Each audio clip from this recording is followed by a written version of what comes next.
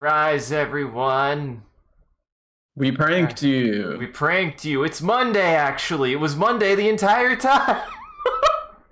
You've Is been that a asleep for 8 days. is that a good joke? If it might, what if somebody genuinely was like, "It's Monday"? I mean, it would take them all of 2 seconds to verify, so I mean, fair. Pranked you. Haha. Got we you. You fucking probably almost. got you, dude. You thought it was Monday, You you thought it was Monday, dumbass. you dumb shits. We're just out of sync. This bit sucks. Well, welcome to the stream, everyone. I'm your host, Isaac MCCanary, and we're going to be doing some Metroid Prime today, and I think we'll have a lot to talk about.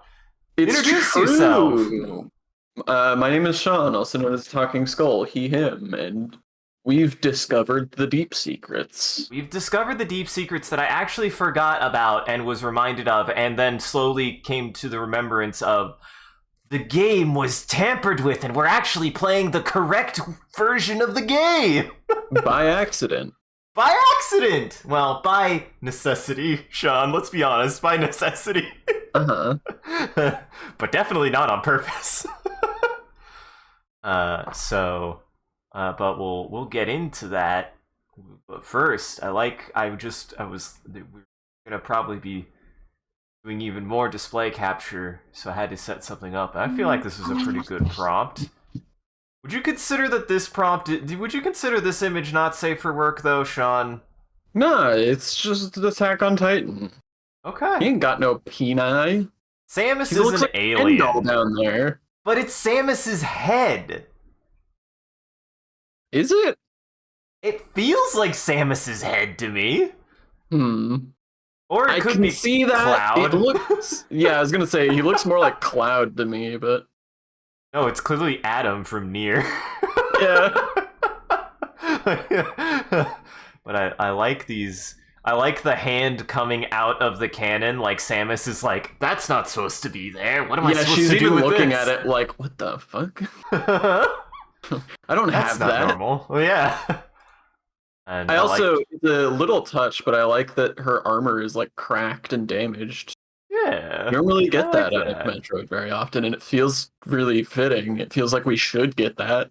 There's an image that I had as a background, not a screensaver, just as a desktop background for a long time that was like a battle damaged Samus that I was always like, man, why isn't this more of a thing in the games? It Cause should be. Sean, she's Can't we got get some diegetic health indicators in Metroid, for goodness sake? I mean, They don't gotta be health tanks every time, or if sorry, you energy tanks every yeah, time. if you read into the diegetic contextualization of the setting, the energy tanks are her shields, and she has an energy shield, and as soon as it hits zero, she fucking explodes. I Yeah, love her the thought. fucking plasma core just implodes and she dies immediately. I love the idea that as soon as the shield like goes, the suit is made out of like thin paper mache. It actually doesn't protect her at all. Yeah. All that metal is just to conduct the energy for the energy shield. But it doesn't Uh-huh. even have like its own contained breathable atmosphere. She needs the energy Uh-huh. shield to breathe. Uh-huh. This one's just cute. This one's just like a good victory pose. I like these Yeah. interpretations of Samus. This being was just like, you've given me a fucking field day with this. There's only like 8 bazillion pictures of Metroid for me to pull off of. I'm a little Yeah, disappointed that Samus it is one of the most popular characters on the internet.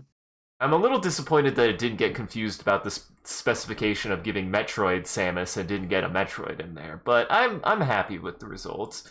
This one's probably my favorite because once again There's a they did couple a of things here. there's a lot in this one. For starters, wow, how did they get me in there? They really got me in there. That is a Uh-huh. suit I would wear. That's what it would look like if I wore that suit. I also didn't know that you were in Reboot. Reboot and Enter the Spider-Verse. Thank you very much, Sean, because that feels like a very Spider-Verse anatomy Bit. physique. But I also really appreciate once again, the cannon has a hand coming out of it because they were like, how do we make Samus do a high five? She clearly is missing the hand to do a high five. But also The only the hand you could use to do the high five. the cross chop high five is so powerful. It's to my me, new man. move. I'm only ever going to do that from now on. This is how we should do our high fives, Sean. Always.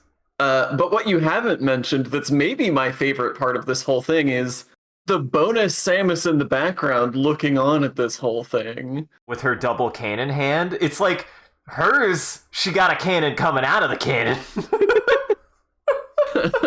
She's watching, man. This is That's where momentous this occasion. Samus's cannon went. Uh-huh. That cannon in the arm had to be hollowed out to fit the other rest of the arm in there. No, she took the cannon off. That's clearly her hand with the cannon off, and the other Samus has to hold the cannon hand in her cannon hand. Balancing it. All right, I'm ready. I'm ready to start. We always gotta talk about that. I'm excited, Sean. How trained are your eyes? Because I'm curious if you'll be able to notice if there's a change in quality.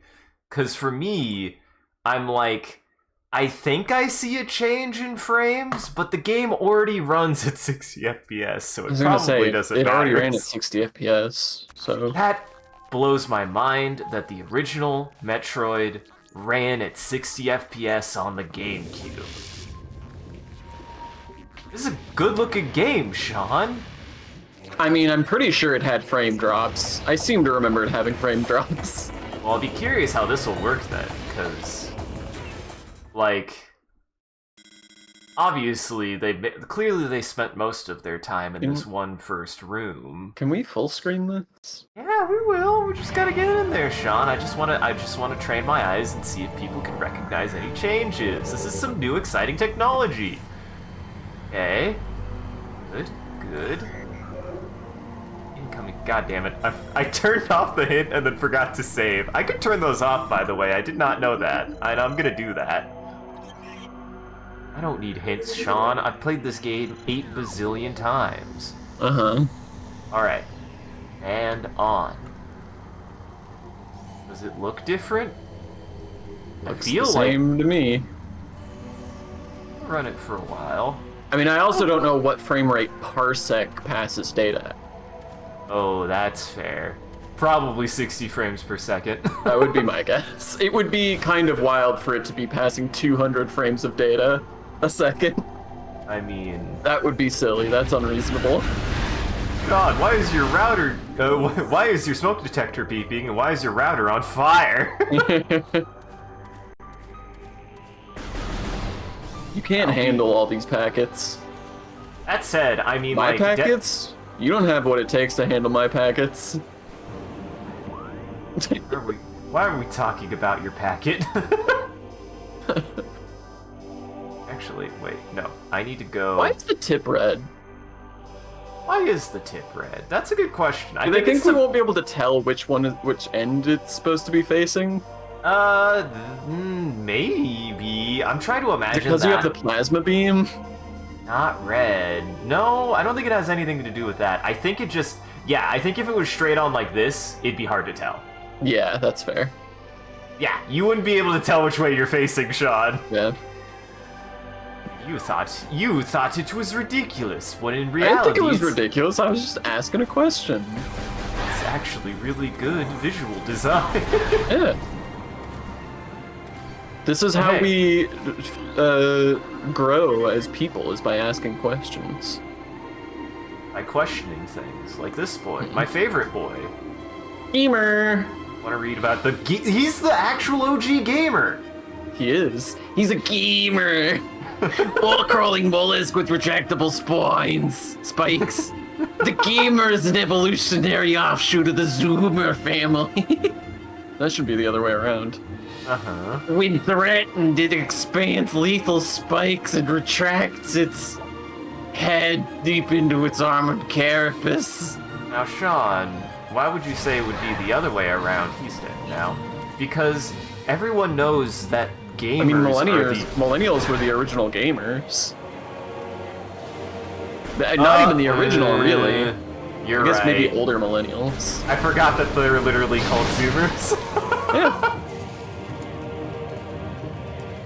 Fair enough, Sean. Yes, Zoomers did not beget Gamers. Gamers begot Zoomers. Exactly. If anything, Gamers. it actually kind of surprises me sometimes how How much sex gamers have? Well, you have to call it out, Sean. Sorry, what were you gonna say? We're the future. Gamers are the future. Something probably stupid about how...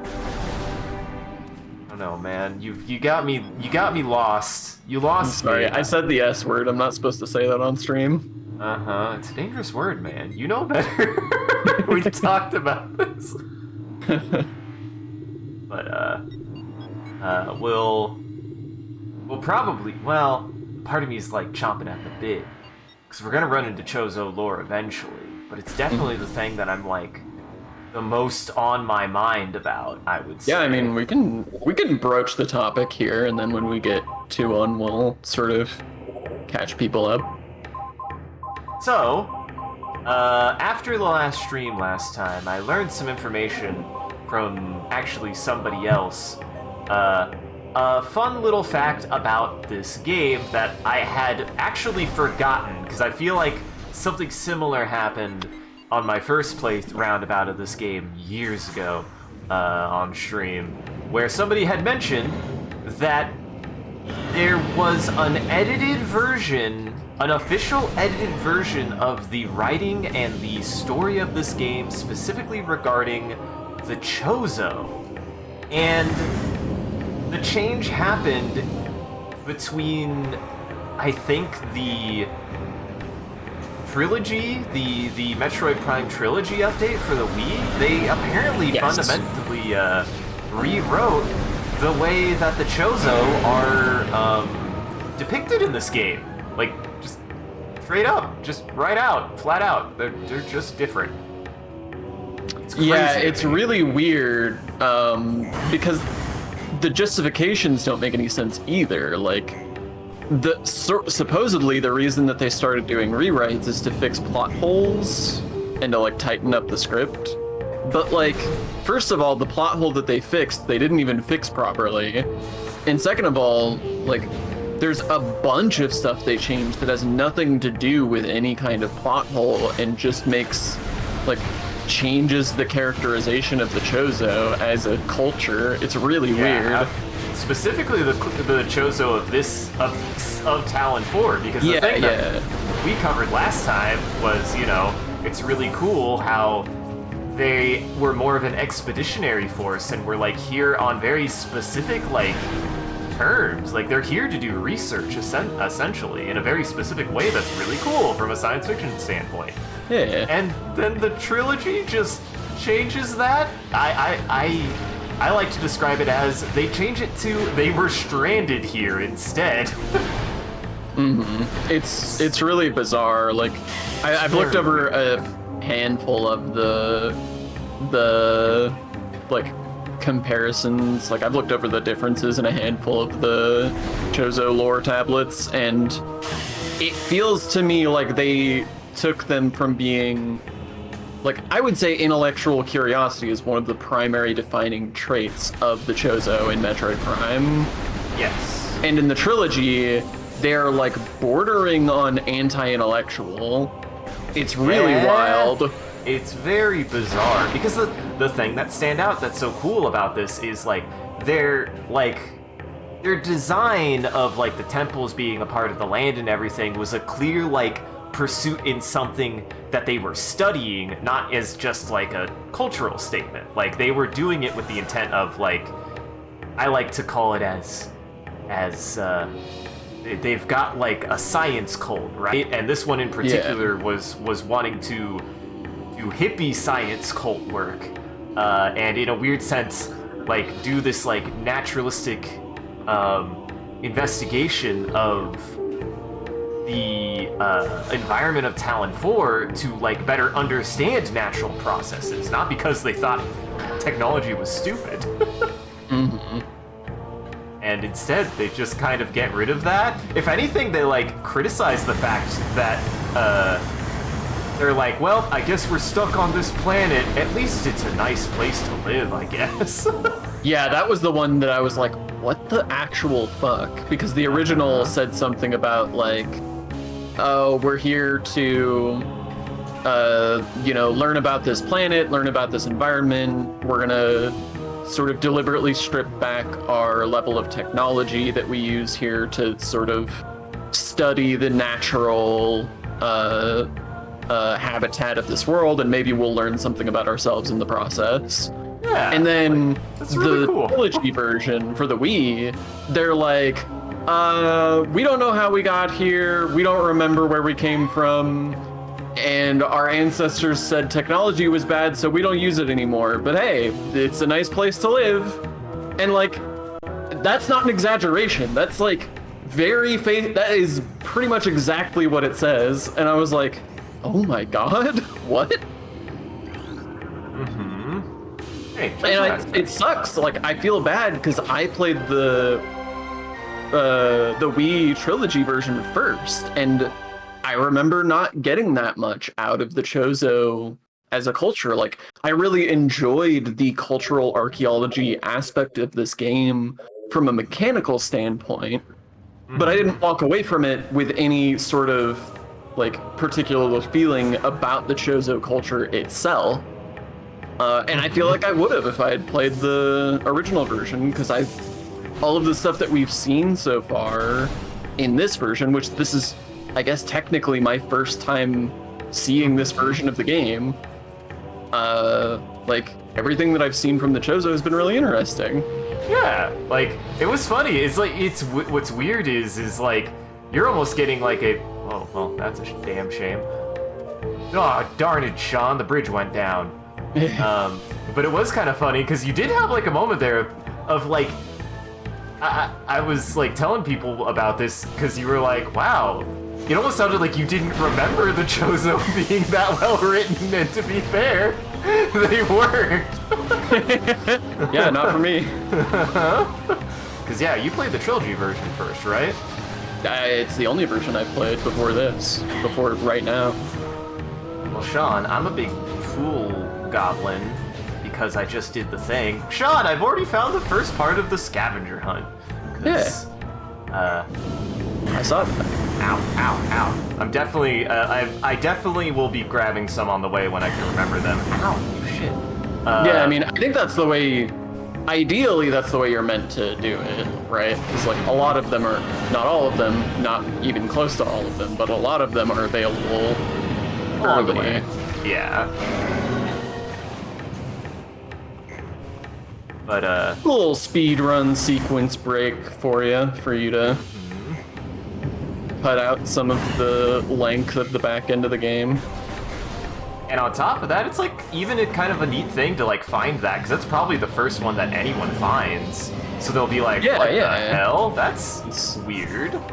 It's a cool reward for like, exploring in a game about exploration. So yeah. I am into that aspect of it. I think that, there's obviously flaws with the way it's executed, but I do like that element of having this thing that you're just like, I just went off the beaten path a little bit and found some weird shit. Which reminds me, what we should have immediately done, and literally getting the artifact reminded me of this, I should have immediately gone to the Chozo Temple, because A, that would have been apropos of the discussion I wanted to start, because there's a ton of Chozo lore in there. Yeah, that's true. And the biggest thing that I'm curious about is if there is any even writing fundamental changes between the way that the artifacts are presented in this game and the trilogy. Because I'll be curious too. From what I read, and I didn't read the actual Chozo lore here, but I did read like sort of a, in my opinion, sugar-coated synopsis of the changes. And one of the things it pointed out is that the Prime trilogy is a little more explicit about the artifact hunt. Like the instructions are a little clearer. which I don't know. That's better or worse? Yeah, well, and I feel like when we were reading it on stream, because we read some of the artifact stuff on stream, and it seemed like it was fairly clear, but I also already know about the artifact hunt, so I wasn't like thinking about, I wasn't analyzing that aspect of it when we were reading it, so I'll be curious to see, like, when we put it under a microscope, if it feels vague and unhelpful, or if it actually does tell you what to do properly in this version, and how they changed it. And vice versa. I think it would make it at least like, well, now it's at least like a mystery or something to investigate. So, I don't know.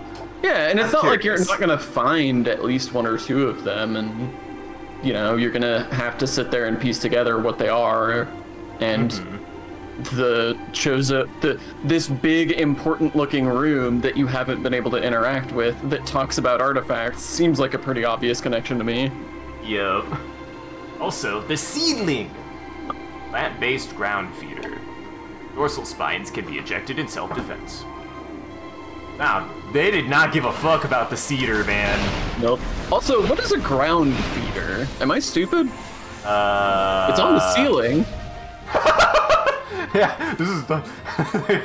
Wow, they really didn't care about the cedar, Sean. Didn't even write the log for the cedar down correctly. This is why we had to rewrite all that stuff, man. That's the plot hole. That was the plot hole, Sean. All along. Is why are the seedlings on the ceiling? Yes. Ooh. You lucky. You're gonna get the next pirate log, you son of a bitch. You got it last time, too. Log 103080. Field team reports are in on an aged structure of alien design built on the surface of Talon 4. Studies show the structure projects a containment field. This field bars access to a prime source of energy, within a deep crater. Science team believes the field is... Of course. I mean, who wouldn't? Science team believes the field is powered by a number of strange Chozo artifacts. I mean, here, like, come on, man. This is telling you what to do. We've found some of these relics, and studies on them have begun. As this field could hinder future energy production operations on Talon 4, we must dismantle it as soon as possible. This means the destruction of the Chozo artifacts. It will be done. I also, as an adult, I can now better appreciate the environment of storytelling here of, like, clearly this is the space pirate part of the installation. I like that. This is not what it was like originally. Yeah, I've always loved that about this game, that, like, there's such a strong sense of contrast between... Hello? It's loading. Loading. Loading. Now loading. Loading, now loading, Go on. There's such a strong sense of contrast between the, like, you know, Chozo ruins that are very earthy and the, like, metallic sci-fi pirate areas, and then just, like, the open natural landscape. Like, this is what I mean when I say that this game has a great sense of, like, environmental design from a setting perspective, and this is what makes it such a great, like, cultural archaeology game, is that just poking around the environment, like, you get a sense of what all of the different people who have been here were like. This is the same reason that I like Morrowind, by the way. Yeah! They probably were inspired by... Well, was this contemporary to Morrowind? Pretty contemporary. Morrowind came out 2 years before this, I think. No. Because this is... No, these would have been contemporary. They came out at, like, the same time, I think. Gotcha. As we have done for millennia, we Chozo work constantly on our sanctuary. That's not... statuary? Is that a thing? Yeah, statuary. Statues are It's our like symbols. It's like a sanctuary like a for collection of statues. statues. Yeah. It's a statue sanctuary. Yeah. Hey, Sean, send that to me. The statues are our sentinels, blind but ever watchful. They are and have always been repositories for our most precious secrets and strongest powers. The crafting of each is a long and sacred process, performed only by those Chozo who have lifetimes of experience in such things. We have left these relics on planets across the solar system. Some are merely reminders, silent emblems of the Chozo that serve as icons of peace, lands that know only war. Others wield subtle strength, exerting their influence in ways beyond the understanding of mortal creatures. Still others are guardians of our secret ways, and these can be as terrible as they are beautiful. Those who respect and honor these relics will know the friendship of the Chozo. Those who deface or destroy them will know our wrath, unfettered, raw. Now, here's the curious question, Sean. Can you find that log? Because if that is different, that's a fucking shame. It's different, and I'll tell you how different it is. It is so different that it doesn't even have the same name. So what? I'm gonna do my best, because they're like named. I'm gonna do my best to find this correct one, because there's multiple in this place. Oh yeah, there's a lot here. There's a lot here.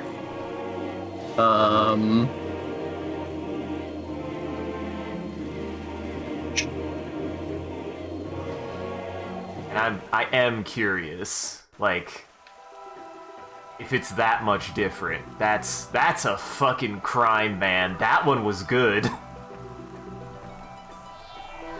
I might be able to help with this too. Hold on. Because I should be able to look up name. Yes. Well, the name, I know the name in the original, it's Statuary.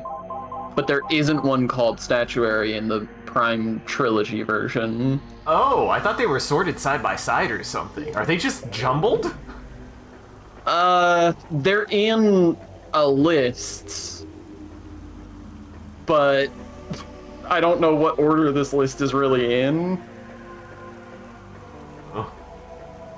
Suffice it to say, there doesn't seem to be a Chozo lore entry in the Prime Trilogy that really corresponds to that one. They must have replaced it with something completely different. Wow! Sean, that one was really good! Why would they do that? That's incredible. That blows my mind that is that different. Oh, you're up. Oh, yes, sorry. The congregation of artifacts that hold the great poison at bay still hold strong. Fearful of the potential within the artifact temple, the invaders known as space pirates tried to destroy it, only to fail in every attempt. We scattered the artifacts across the planet for their protection, and only a few have fallen into invader hands. Failing to understand them, they now seek to unmake them. Again they fail. They are right to fear these things. Great power sleeps inside them. Prophecy calls for their union. Come the day that the unholy worm is met by the great defender. We can only hope the artifacts are not destroyed by the invader, for then all will be lost. So we do what we can to preserve the artifacts and to guide the newborn to them. Time wane with our souls, yet hope remains. I also get the impression, especially with the way that they like visualize when a lore is here, that I think it is implied that the Chozo or have already, like, the physical embodiment of the Chozo has already dissipated by now. They literally are just whatever consciousness they have left permeating, and that's a really cool thing, man. That's cool as hell.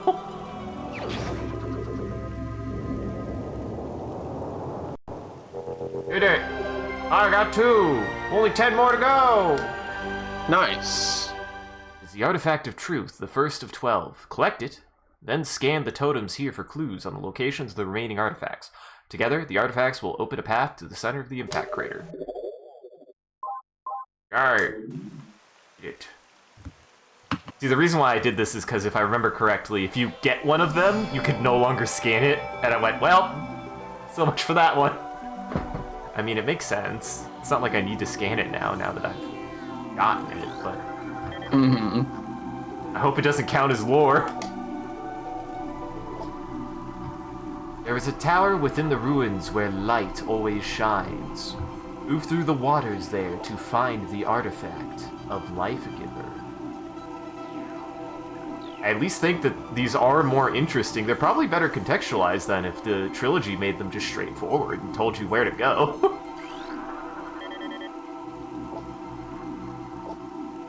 A totem, a tall cave stands at Fendrana's edge. Seek the unseen entrance at its top to find the artifact of spirit. Yeah, I like these as, like, clues. Yeah. This is a part of that archaeological thing you were talking about, Sean. You've got to actually engage with the environment and read read what's around you, which is another Morrowind thing. Invaders have claimed Fendrana as their own. The tower sits atop their fortress. Collapse it to reveal the chamber where the artifact of Elder is held. Oh, I think we got that one. Oh, just some of them don't have it. Well. I hope this also doesn't count to the 100%. It would be very silly if it did. It'd be very silly if it did, if you couldn't get these artifact scans.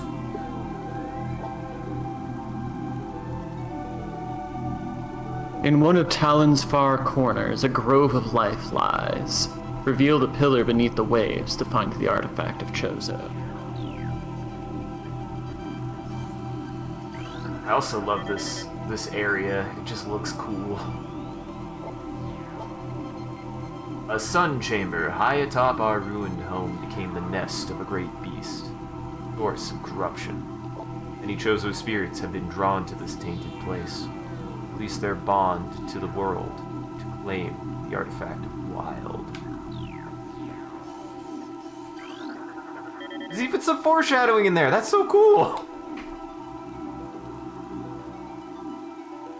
Within the ruins of our home, we honor our fallen elders in a great hall. The chamber beneath the statue holds the artifact of a world.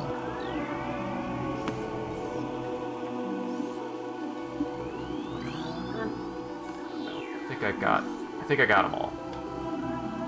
Yes, I think I got them all.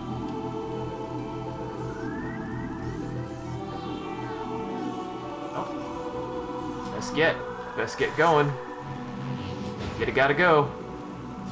Oh, were you able to find a corresponding one for the last one that we read though, about them recognizing the space pirates? So here's what I think I'm realizing. Both of those got completely rewritten. I have found the corresponding 2 entries. I don't know which one is which though. Interesting. They were changed that much, huh? I'm curious what they say then, because if they don't talk about the space pirates, they don't talk about the statuary, what the hell do they talk about? Yeah, it's gonna be tough. One of these is totally unrelated, I think. Okay, so the 2 are contained. The original 2 are, Statuary? Binding and Statuary, yes. These 2 are called Contain and Prophecy of Light. So this is what it says in the Wii version. The containment of the great poison. This task has fallen to the Chozo, and we will not flee from our duty, even as we suffer with the land and its creatures. We will pour our will into the 12, the artifacts that, when brought together, form the lock that holds this great evil at bay in the depths of the planet. This lock must stand up to all who might come to assault it. to preserve the power of the seal and to protect it from those who would meddle with their meddle for their own designs. We will spread the artifacts across the land, hiding them from prying eyes. The lock must never open until the day comes when this disaster can finally be put right. I think that was the one that replaced it. Bind, you called it, I think? I think that, because that makes sense, because it at least is, like, similar It's enough. more explicit. It's sort of similar. It's talking about the artifacts and what they're for, and that you need to bring them together. It, like, makes it more explicit, though the original was also pretty explicit. It was pretty explicit and, again, and way less more generic. Exactly. Like, way they call less it generic. They call it evil in the trilogy version, but I like the word that they use in the original, calling him a worm. That's way scarier. Yeah, when the unholy worm is met by the great defender, there's all kinds of stuff like that. Like, the original script is way more flavorful. Yeah. Like, time wanes with our souls, yet hope remains is such a more powerful line than the lock must never open until the day comes when this disaster can be put right. Like, no shit, They Sherlock. both say the same thing, but, like, so much more flavorful in the original. So here's the other one. Here's what apparently replaced statuary. Which, yeah, this is gonna be a crying shame then, because holy fuck, statuary was really good. Throughout our living nightmare, as we battle this unyielding darkness, we Chozo see a light. This light glows with promise, chasing the shadows cast by the great poison, and purifying that which has grown toxic. It is strange, though. At times it looks to our eyes as if the light coalesces into the figure of a woman. Burning brightly, the luminescence descends from space, then retreats back into the infinite blackness from whence it came. When this prophecy comes to pass, when the light recedes, Chozo's long vigilance of containment will finally come to an end. That is literally giving us the exact same information as Contain. Yeah.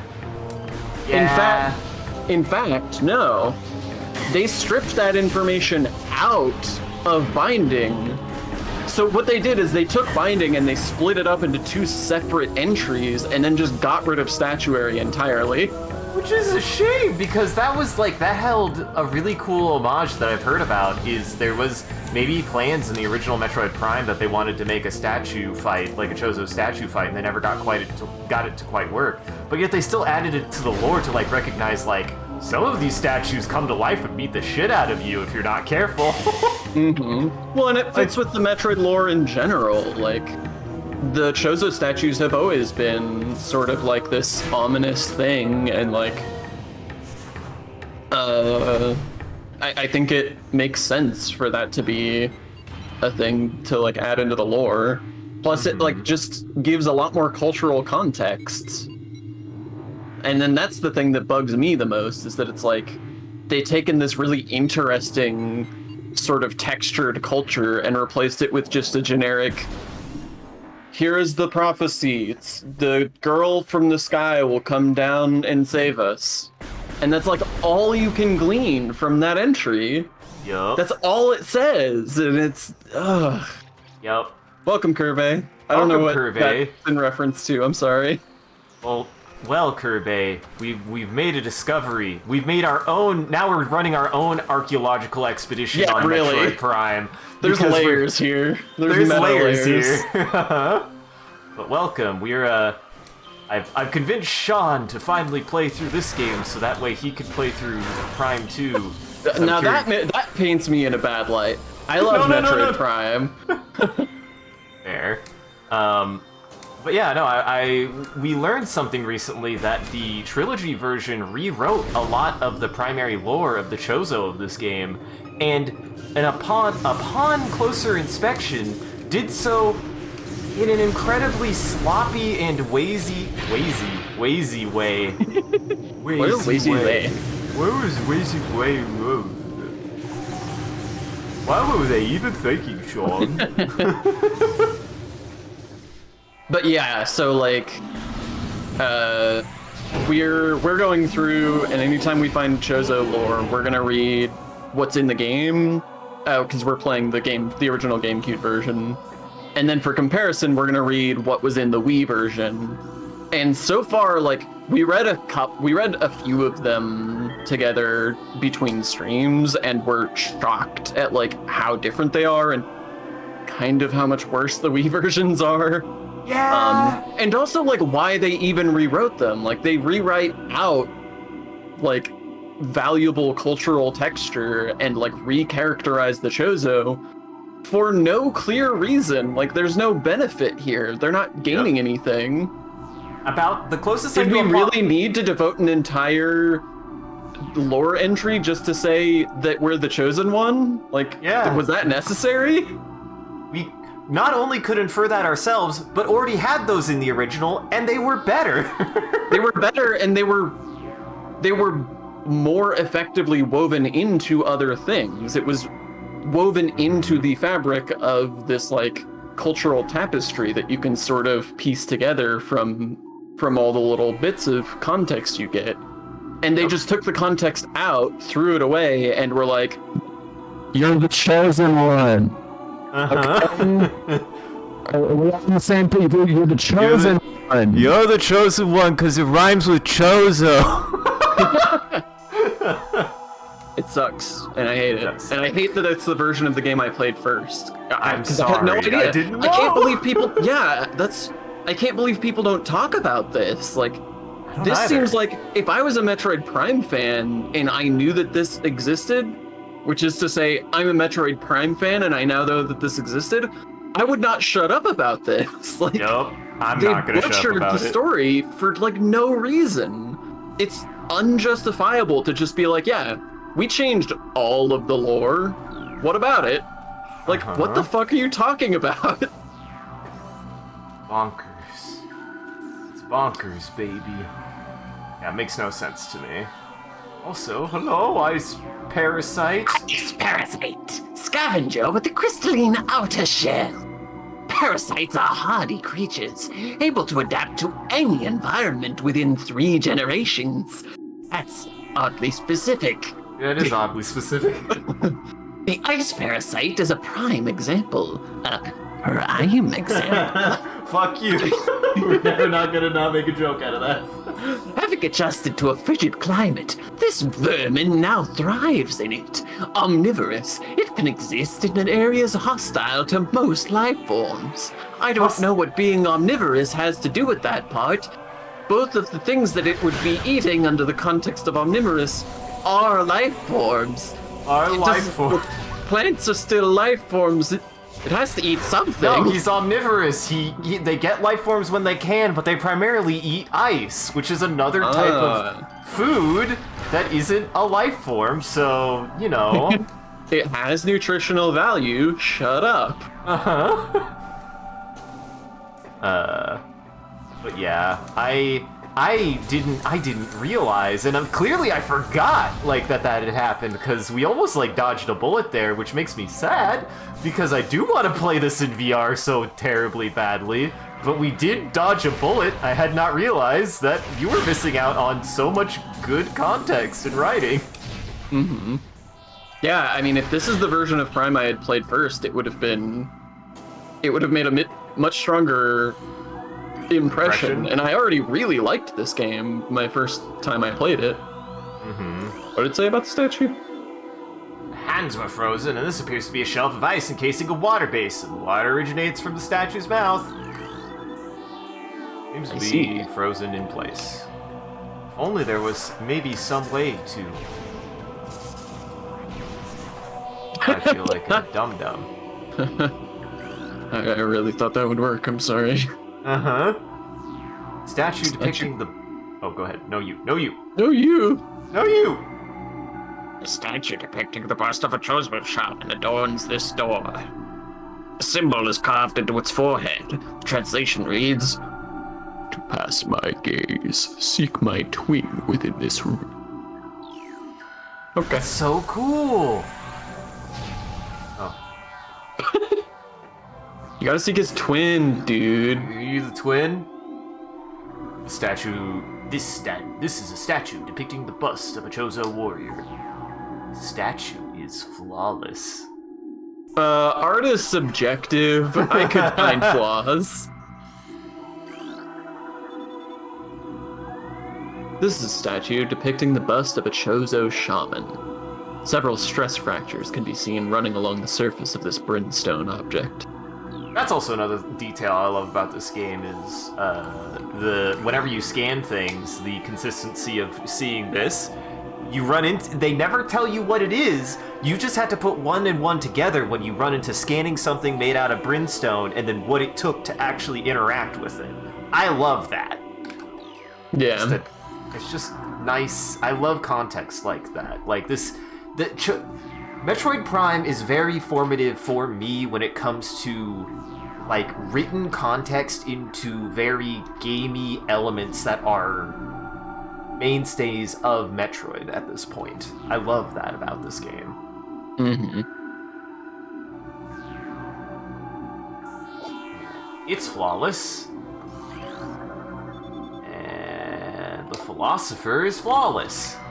I don't think any philosopher is flawless. I don't even know how to make falafel. Well, I'm a dum-dum. Apparently, You don't even know how to interact with brimstone. Yeah, apparently I don't even remember how to interact with brimstone, guys. My bad. Once again, continuing to prove that I'm a fake fan. Didn't remember the translation, or hadn't translation change, the writing changes. Forgot the name of so many things. Wasn't scanning things. I'm just not a real Metroid fan, I guess. It's true. I'm sorry. I hate to be the one to have to break this to you, because, like, you've tried so hard, but you're just not cut out for being a Metroid fan. Apparently. I don't even like Other M. I mean, serious Metroid fans know that Other M is the cross you have to bear, because it does have all of the important backstory for Samus. Yep, and completely retcons the Metroid Prime trilogy, by the way. I hate that, and it's maybe the thing that made me go, wow, canons are stupid and I don't like them anymore. One of us, one of us. Wait, Beam. Oh no! You don't get any waves. You ain't a surfer. I also like this implication that anytime you're dealing with the Chozo, because of the Chozo that lived here, they just were really obsessed with getting the natural environment involved with their defense mechanisms. Yeah. Hey man, it was part of the This is research. just a zoo that they repurposed for defense. Kinda, in a certain way. A certain fucked up kind of way, yeah. Big Giga. He's so snuggly. I do think that this guy deserves this music. I love... Yeah. The mini-boss music in this game has no right to go this fucking hard. It's some of my favorite music in the game. It's pretty intense. Yeah. Giga, supreme predator of the Frendrana drifts. G-Gods are invulnerable to most beam weapons. The crystals on their back absorb energy, which they can fire at prey. G-Gods have poor stamina. Wow, man, you know that. He's self-conscious about it. They hyperventilate after using their breath attack, making their mouth area vulnerable. The soft underbelly of a She-God is susceptible to concussive blasts. In battle, they expel blasts of frigid gas to ensnare their prey. They are also fond of ramming and trampling their hapless prey. No, as they do. Charge him. Charge him. Charge up, boy. I believe I did. Oh, fuck. Ooh. Ooh. Now, He is really big. he's quite large. Now, are you gonna roll under his belly and hit him with a bomb? Is the real question. Ooh, you think me a harrowing type, huh? What's the worst he can do? Step on ya? Ow. Oh. Whoa! I never knew that could happen, Sean. I just shot it with missiles. That's cool. What a brilliant fucking game, man. This is what I would say is like the first true mini-boss in this game, though. I love the Ice God. He's so fucking cool.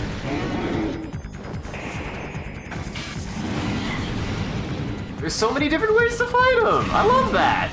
Mm-hmm. Look at all the different animations he has too. He has a lot. He's good. I did always find the like spikes on his back a little bit silly, but that's just because I liked the sleek down aesthetic of the baby she-gods. It looked like this looks a little silly to me, but This looks like a Final Fantasy monster for sure. a little bit. But he's still cool. I love me a Shigo. Love me a Shigaroth. Heck yeah. Me the worst beam in the game. I used to think this thing was worthless because I couldn't hit anything with it. I forget how it works. It's very silly.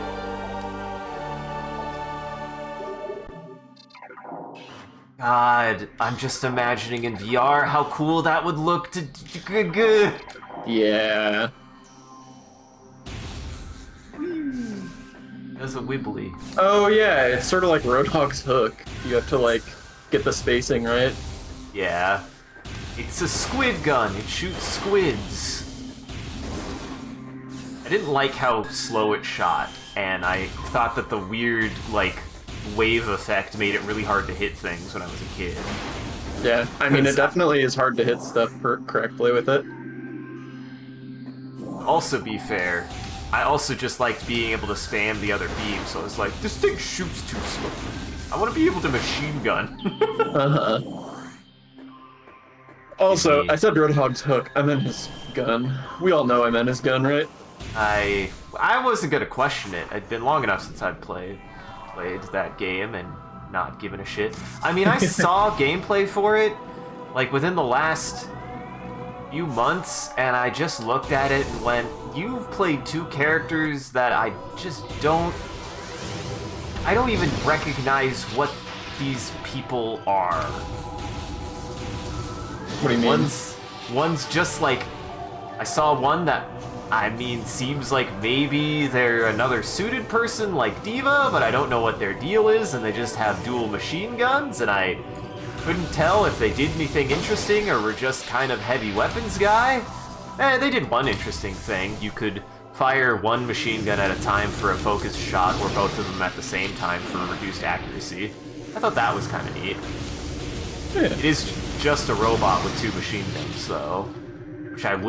Which is to say, a Goliath from StarCraft. Yeah. Diva already looked like a Goliath from StarCraft, so it's kind of funny. He also already has dual machine guns. I was gonna say, I was like, my criticism is more that Diva is already a more interesting design than he is, and this is coming from a guy who still probably would play that character because they have dual Gatling guns.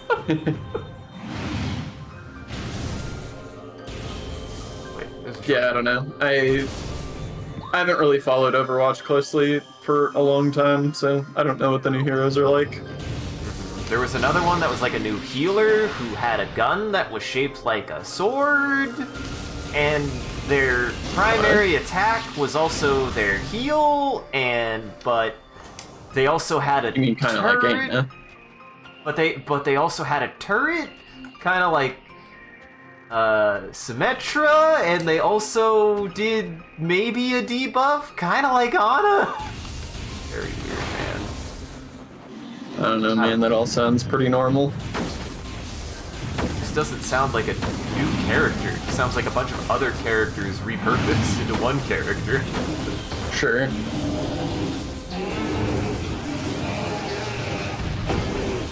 But I also don't give two hoots and hannies about Overwatch anymore. It's dead to me. All of our friends. Uh-huh.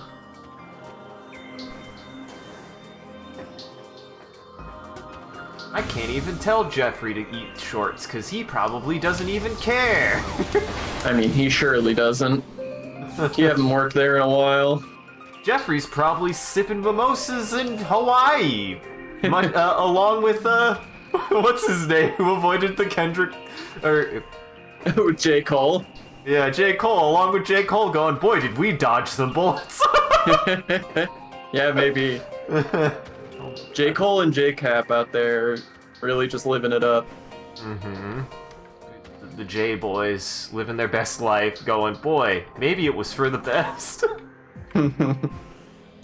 Speaking of the J Boys, kind of, I watched Swiss Army Man recently, the debut film from the directors known as the Daniels, who would go on to make Everything Everywhere All at Once. Fantastic. Which is fantastic. And guess what? Swiss Army Man is also fantastic. Good. Those directors are just incredible. Part of me wants to ask, but I feel like it'd be spoilers whether or not Daniel Radcliffe has a single line in the movie, and I kind of don't want to know. I won't tell you that, but I will tell you that the primary vehicle through which the plot moves in that movie is through Daniel Radcliffe's corpse. Daniel Radcliffe's farting corpse, specifically. Ooh. Well, he'd be filled with gases. He looks pretty dead in that movie. He's mega dead, and he farts so much. So much of that I would say at least 5% of that film's runtime is farting. Good. I mean, you know what you're in for with based on Everything Everywhere All at Once. Like, it's not as crazy as that film, but it has the same sense of humor and the same style of, like, we're just gonna be unapologetically bizarre, and, like, that's just the whole style of our films. I'm here for that shit, man. I mean, like, when we were, like, looking up works by him, and we found that, and I was like, this is Daniel Radcliffe. I haven't seen a movie with him in a long time. And seemingly he just plays a mute corpse, which is kind of incredible. Yeah. I do like Daniel Radcliffe's performance in that film, which sounds odd to say of a dead body, but he's a good dead body in that film. He did such a good job. What a good boy. Research! I love that this qualifies as noteworthy completionist material, Sean. Hanging rock This structure. hanging rock structure appears to have a weak spot. Some stalactites can be dislodged from ceilings, allowing them to be used as platforms across otherwise unreachable areas. Thank you, game.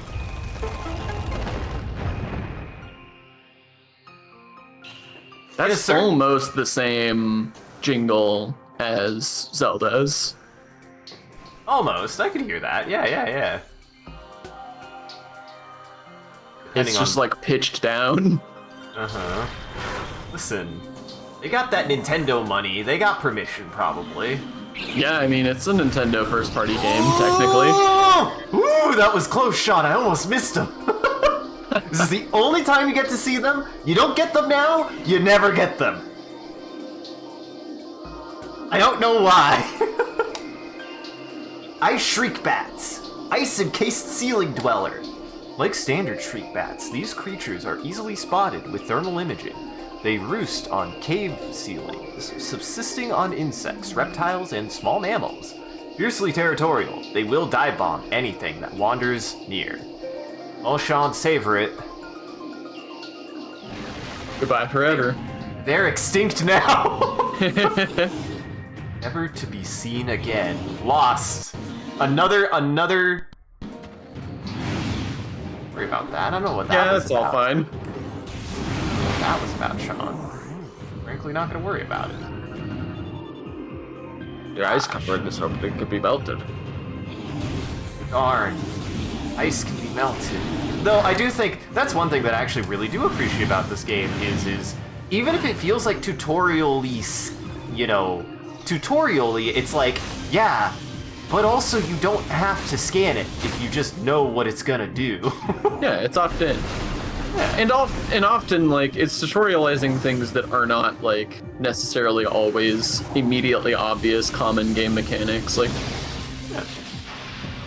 if you know that you're playing an adventure game, then melting ice is the immediate obvious first thing to do. But this isn't an adventure game, in theory. Right. It's kind of an adventure game. It's got an adventure in it. I'm having an adventure right now. It's an action-adventure game, but that's not really what I meant. Sure, it's no Monkey Island. Yeah. I've never played Monkey Island. Is it any good? I don't actually think I've played Monkey Island either. I played a little bit of Zork, and a little bit of... What's the one with the Dia de los Muertos vibe? Oh god, Grim Fandango? Grim Fandango, yes. I actually really want to play Grim Fandango as well, just based on the aesthetic. I know I would love it. Yeah, Grim Fandango... Yeah, I never played any of Monkey Island. Yeah. Grim Fandango and Monkey Island I know are renowned for their reputation as just the definition of, if you want to play an adventure game, this is the good ones. Yeah. I've never played I've never played either of them, so it's not exactly the same vein, but I did play Maniac Mansion a bunch as a kid. Oh. Yeah. It's like a slasher adventure game where you play as a bunch of teenagers going into a mansion and trying to figure out what's going on there and get out alive. And you have to like switch between characters, and your characters keep getting like captured and bad shit happens to them. Huh. It's kind of cool. I don't know that I'd really recommend it today, but I remember being sort of fascinated by it as a kid. It's like Night Trap. Not like Night Trap, no. Like Parent Trap. No, wait, not like that either. It's just like Home Alone. Uh-huh. I mean, we're just like in Home Alone right now. Look at all the snow. This is practically a Christmas game. Oh, I thought you meant because we were at Home Alone. Now, what do you mean by we're at Home Alone? Well, I'm at Home Alone. I don't know where you are. How did you know I was Home Alone, Sean? I'm inside the house! No!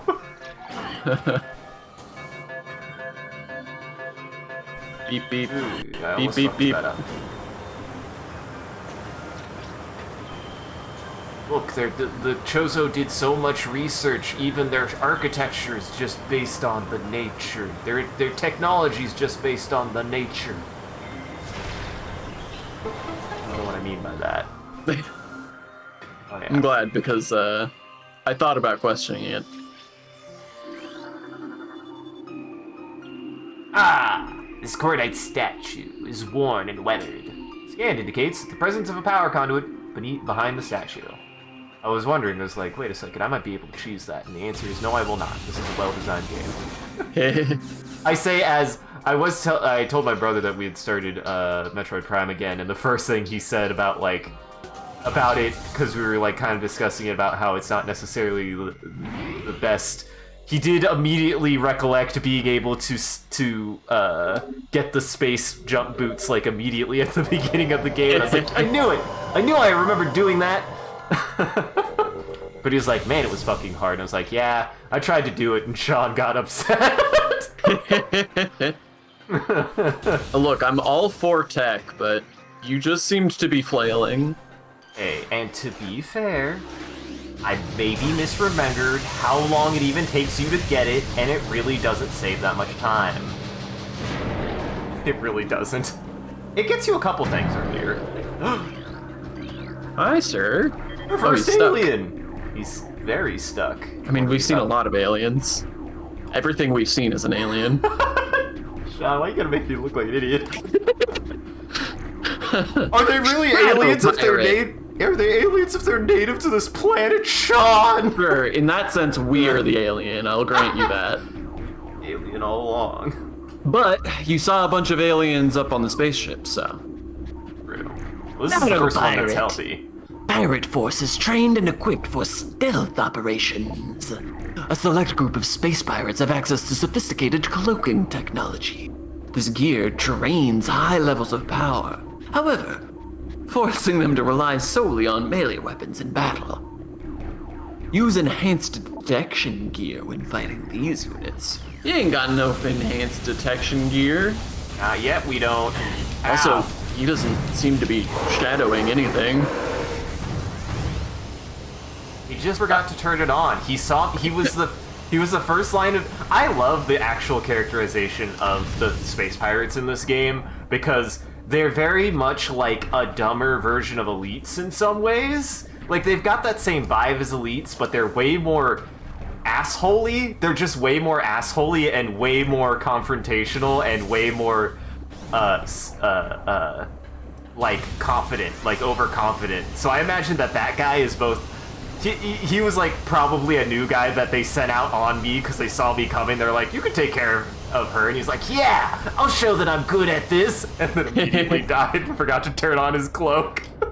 That's what I've always interpreted that as, is just an idiot who forgot to turn on his cloak because he was new or something. And he wanted a hot dog. Yeah. It's fun. It's like a subtle little bit of character that the Space Pirates have in this game. I love the characterization of the Space Pirates in this game.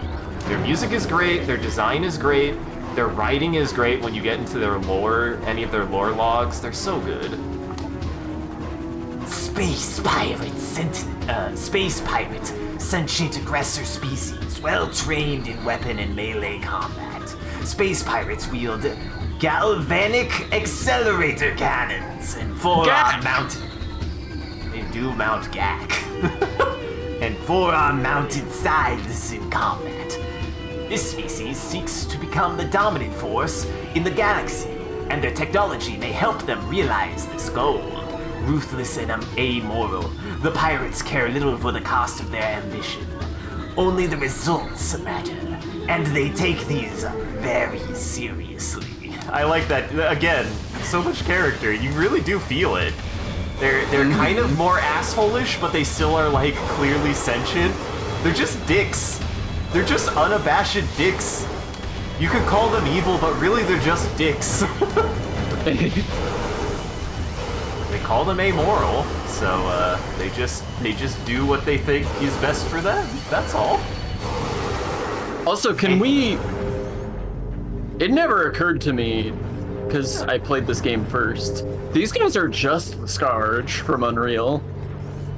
Yeah, they are just the Scourge, aren't they? Scourge? Scourge. Scourge. Yeah, they are the Scourge, aren't they? Yeah. They've got the same Predator face and everything. They're like the Scourge, and I would not be surprised if they absolutely were directly inspired by Unreal. Not even without question, which also makes it 2 parts removed from Myst. We went over this show. But yeah. Yeah, kind of, but hey, a little bit better animated and a little bit more character. A little bit more personality. Yeah, no, I mean, it wasn't a dig. I obviously like Unreal. Yeah.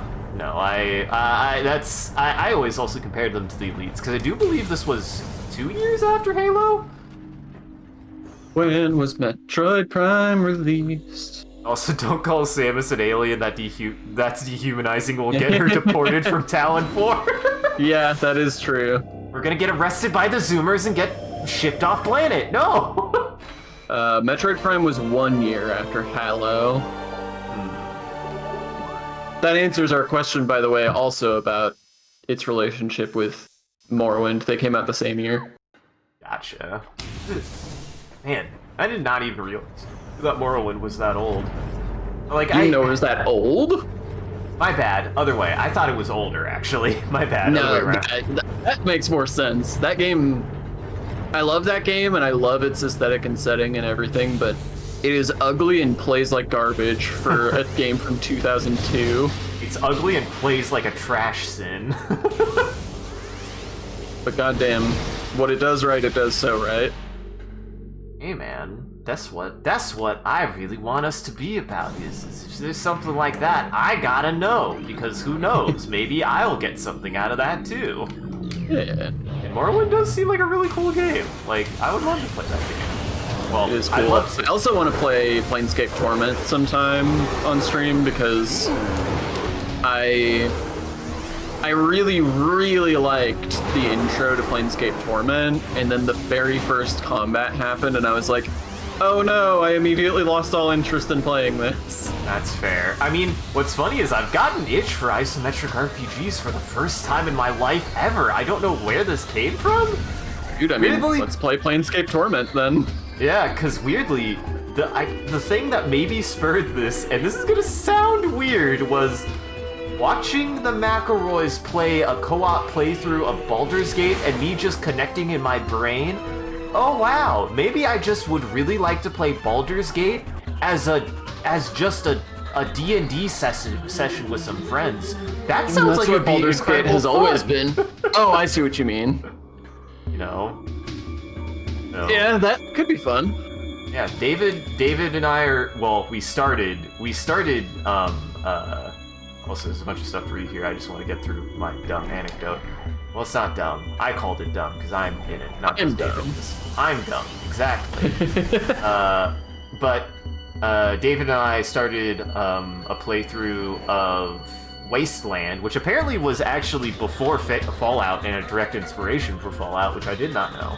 But we started Yeah, a I didn't Wasteland realize 3. Wasteland was older. Yeah. We started a Wasteland 3 playthrough, and then have immediately run into the same reason why we stopped it the first time. We jump back into the Elden Ring to get ready for the DLC.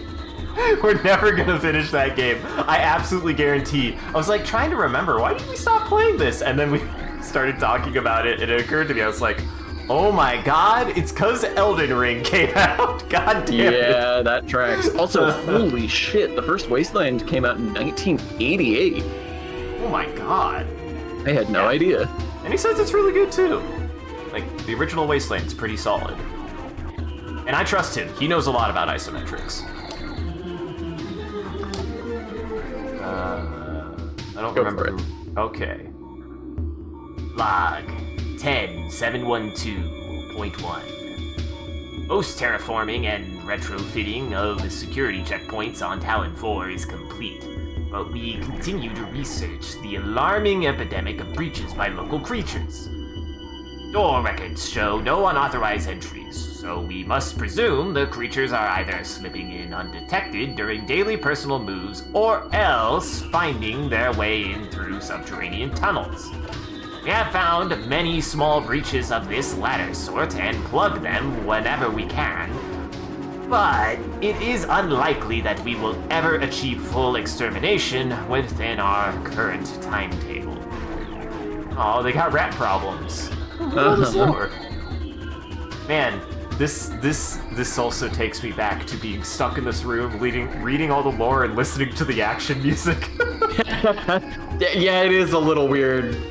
It feels like it maybe a little bit of dynamic music would have gone a long way in this game, I think. Well, what's ironic is, technically it is. The reason why it's still going is there are enemies upstairs, and as soon as you kill them, the music goes away. Yeah, but they're not aggroed right now. Oh, they're aggro. They just can't fight me because they're upstairs, Sean. You see. So it's mostly just jank. I understand now. Uh-huh. We have codified the newfound energy source as Phazon, a V-index mutagen of which we have very little reliable data. Indications point to a meteor of unknown origin impacting approximately 20 years ago, expelling Phazon into the environment. This material appears to possess lifelike characteristics, mutating organic life forms strong enough to withstand its poison. These mutations, space pirate. these mutations, space pirates. That's just how they talk. That's their default. That's their filler word when they need to think. I'm sorry, I was lost in thought. It's okay, it happens to space pirates, me all the time. Appear promising, with abrupt revolutionary leaps appearing in single-generation reproduction. Plans to establish a full science team on Talon 4 are being finalized. There's also, I like that the space pirates are used almost as a direct foil to the Chozo. Well, they're like two different intellectually Motivated. engaged, intellectually motivated groups who are just pursuing very different ends. Like they're both using science to very opposite purposes. Right, but both are aligned with the same stressors and things around, and it's not like the space pirates are just doing evil science. Right, I mean, they're Yeah. doing exploitation of the planet. Right. I guess that could be Exploiting the considered. planet's resources, which is... It is That's- evil, but not in like a overtly, like... They're not explicitly trying to do something bad, they're just doing something selfish and kind of thoughtless. They're space capitalists. I knew it. Exactly. Ugh. Mining operations have begun near the crater where Phazon appears to be most concentrated. Daily Phazon yields have increased 44%. Our mining system becomes more streamlined as personnel and equipment flow increase. Several incidents of Phazon-induced madness have been reported, prompting augmented life support regulations in the deeper chambers. Symptoms include loss of equilibrium, erratic respiration, muscle spasms, and in most severe cases, hallucinations. Timetable. Timeline reassessment for the refinery operation is recommended, as the material proves more unstable than the initial analysis indicated. Incubated. Incubated. Xenon S. A is undergoing relocation to Lab Hydra. Subject's transfer ordered after a pronounced increase in aberrant behavior. Security clearance ADR 13. Is that just like a... Is that just a... chicken egg? Brain? Easter egg. Is that just an Easter egg? Maybe? What is that an Easter egg to, or am I dumb? Should I recognize that? Subject SA? Isn't that what they call the thing in Oh, I didn't Metroid think Fusion? about that. Yes, the SAX is what they call her. Oh. Huh, maybe. Interesting. Because I thought for a second that that maybe was a reference to her, but I know when they reference to her, they give her a fun name. I love her name that the Space Pirates give her, and they genuinely sound terrified all the time. Phazon infusion within central energy core of Xenome SAs at 70% saturation. Increased dosage appears viable. It's an empty container. Specimen 102, increased volatility recorded. Predator awareness indicated, even in cold stasis. He's sleeping and that's just cat behavior. He's having a dream of probably killing like a mouse or a rabbit. Increased acidity levels recorded in Phazon amniotic bath. This is likely a side effect of Phazon ingestion by test subjects. That's not good. Access to Research Lab Aether, limited to Team Sclera only. Personnel bound for Hollow Observatory must use West Elevator. Team Sclare is the worst. I'm Team Iris, okay? I think I'm Team Pupil, if I gotta be honest. Don't get me started about Team Pupil, goddammit. What, you got beef? You got beef with Team Pupil? Just cause you're how the King picture... rolls, baby! That's just cause that's how you get the image into the skull. I'm the beautiful part of the eye, and Sclare Form is the over function, boring baby. white Form part. over function. That's all you are. I don't. You're right. I don't even know what I do, Sean. I don't even know what I'm for. Hey, that's a Barbie song. I don't remember that song. What was I made for? It's that Billie Eilish track that's in there. Oh yeah. Ice beetle infestation in Ice Vault region has been 95% exterminated. Report any sightings to security immediately. See, hey, I found the plot hole. They talked about how they were having a hard time. Clearly, they're doing great. 95% is a lot of them. Stasis tanks operating at 40% capacity. Temperature regulation errors have been rectified as of 12/1/12/4. I don't even know what year that is. I was gonna say, I appreciate their unknowable spacefaring calendar. Ceased vital signs. Cold dampening. Cold damping appears stable. Upper stasis tanks online. Phazon drip lines secure. Phazon fluid bath level at 70%. Checking diagnostics per procedure 12003.8. Now, hold on. I thought that was the date format. It's a noble shop. It is. We found the plot hole. There it is. That's what they had to rewrite all this for. It all makes sense now. S1129. Life signs normal. Pulse at 140%. Mass increase of 4%. Heart be a pumping. A little bit. Heart be a 40% increase is not too much. I think. I mean, if would you think you could feel your heart pumping at 140%? I think it would be noticeable, but not like a, that's like you got a little bit of jiggles in your level of heart rate. That's not like working out levels of heart rate. It's just like a little latency. Now, how about 200? Is that like sweat-inducing? You think? Like if you aren't sweating, you're worried? You're sweating like crazy. I think. And if you're not sweating, you should see a doctor. About heart rates, but yeah, I think that 200% is like a hard workout. Your heart does not like it. Mutation strain 776V shows massive absorption capacity influx. Strain replication is now underway.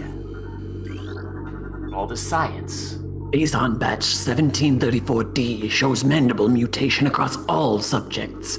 Cross infusion with batch 1622G recommended. Xeno behavioral patterns show a decreased reflex activity at temperatures below freezing. Gotta freeze the xenome. That looks familiar, Sean. It's a xenome. I know that from Xenomorph. My favorite movie. My favorite movie, Xenomorph, along with Sword Hands. Sword Hands versus Xenomorph is my favorite. Yeah, that was a good one.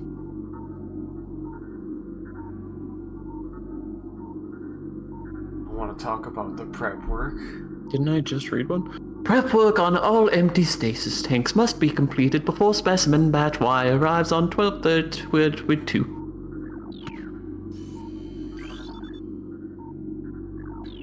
I guess. Transfer of specimen 344 to lab Hydra complete. Further infusion suspended pending security assessment. Uh-oh, they were worried about their security. They thought the Xenome was gonna bust all their shit.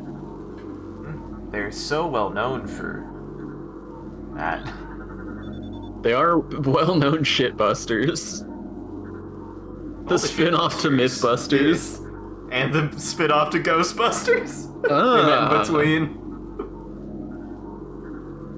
That's just a toilet company, honestly. The Shitbusters. Yeah. A plumbing company. Specimen 070, optimal absorption mutation, has led to unexpected degeneration of internal organs. Well, that's unfortunate. We don't want those to degenerate. I always love how fucking brutal you just go through the labs and you're like, I wonder how the space pirates are doing today. Well, this is the 45th account of scientific tests. Looks like the subject's eyes boiled out of their head.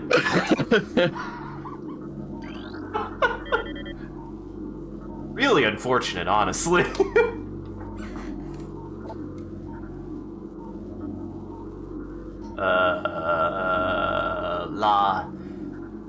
Log 10.515. Our initial tests exposing Talon 4's indigenous parasites to Phazon appears to be successful. Increases in strength, size, and aggressiveness are common in all test subjects, as well as unforeseen evolutions like additional poison sacs within the abdomen, and the appearance of a second ring of mandibles in several subjects. These creatures were chosen because of their resilience, and it appears possible that given enough exposure to Phazon, they may one day be able to survive on any planet we transport them to. Our methods will have to be refined.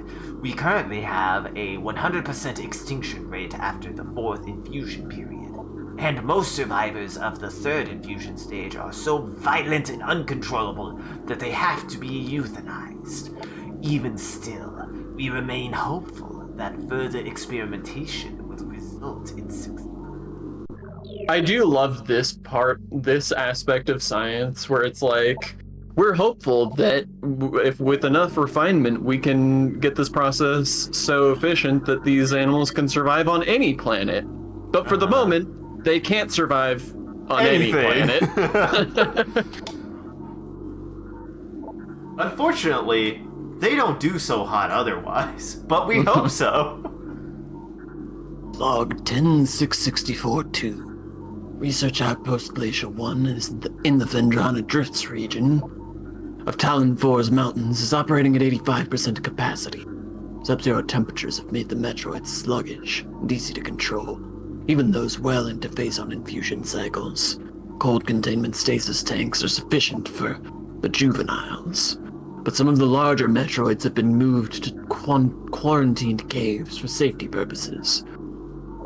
Security doors remain an issue, as malfunctions due to ice occur every day. Large predators in the wastes are also a concern, as they continue to kill personnel and breach secure areas. Unfortunately, it's become clear that our containment teams cannot neutralize all of them without a vast increase in munitions and soldiers. I also get this. I don't think it is. Well, I don't know if it is intended or not, but I get this impression that also the space pirates are kind of cartoonishly incompetent in some ways. They seem a little bit. Like they're like, we're having a hard time dealing with the local wildlife. We lost 3 personnel last week, and honestly, they weren't even doing that well to begin with. I like that it also is treated that way, that it's more like a matter of fact than a problem. Viral pathogens viral pathogens found in several xenomes have been traced to Phazon batch 1664.Z. Terminate all subjects. Tissue samples from stasis tanks must be hand-carried to Lab and Hydra for analysis. Notify security of all material moves. Daily decontamination is now required for all personnel working in Lab Aether. We will not clarify why that's required now. It just Or definitely why it needs wasn't to required before. Well, we know why. Well, we didn't need it required before what happened, Sean. Strain 776V has been successfully replicated. We've named it Strain Vertigo. Mutation of beta xenomes proceeding. Man. Warning! Do not handle sedated xenomes without proper ice containment equipment. Warning! You will lose your vital life essence. You will have your body drained of everything. Oh yeah, this door has always been silly to me. The door on the ceiling.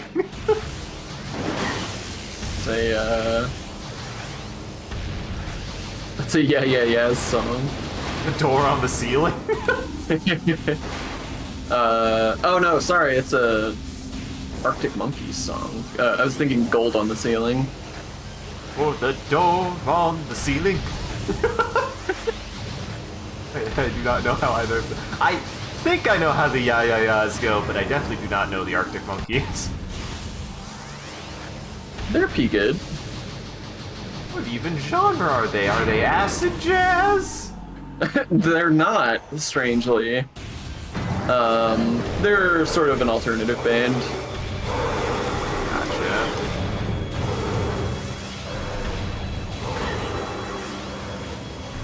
I mean, there's called the. Oh, buddy, you okay?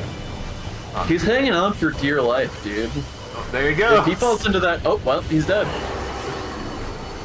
success, I guess. Well, I forgot about the ragdoll physics. Hi, sir. Sir, dealing with something here.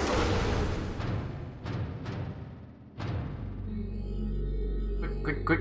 Ah, his body disappeared. I really wanted to see how he was going to cartoonishly fall over. Hi, Milo. Did you enjoy your nap in my chair? Boy is here. Holographic spatial schematic is in lockdown per security directive 2.23.445. Scans of the spiral sector detected a massive energy spike emanating from a Wanderer-class planet identified as Talon 4. Scout reconnaissance was immediately dispatched to the planet. At the center of the spike, a landmass at heading mark 40.08.02, returning with planetary samples and atmospheric imaging.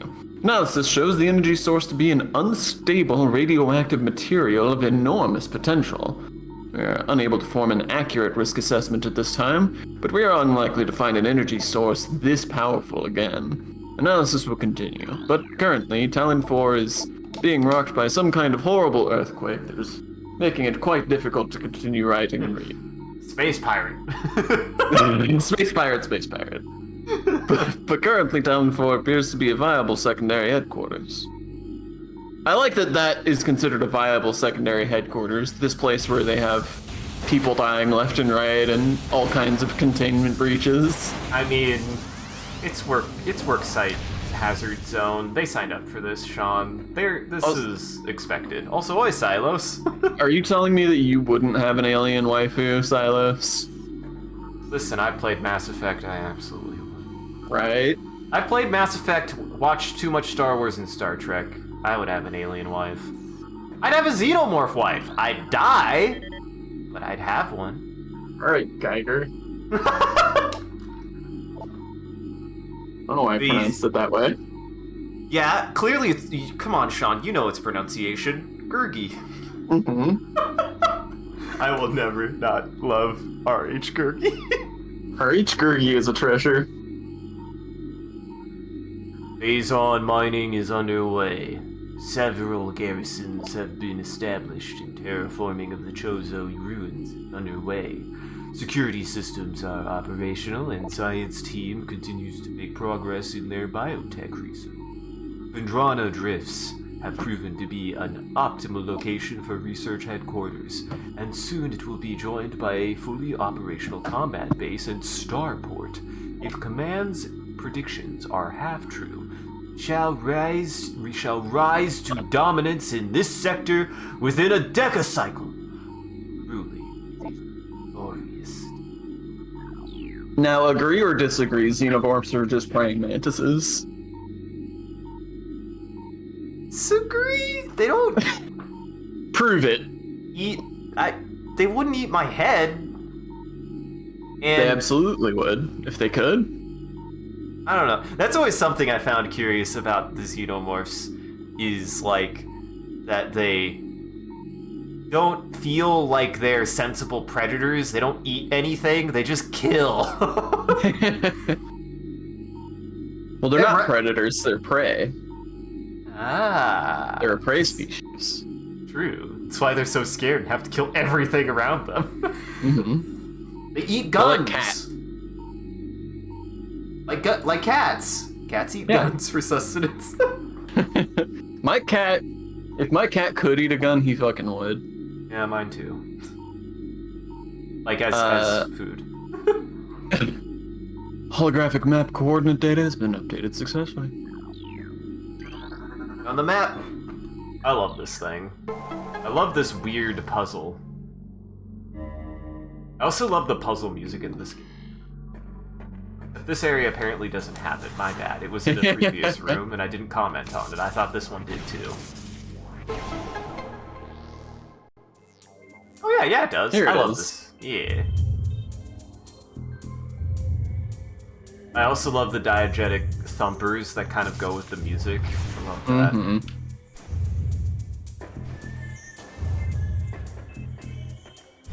They made very good, inquisitive-sounding music.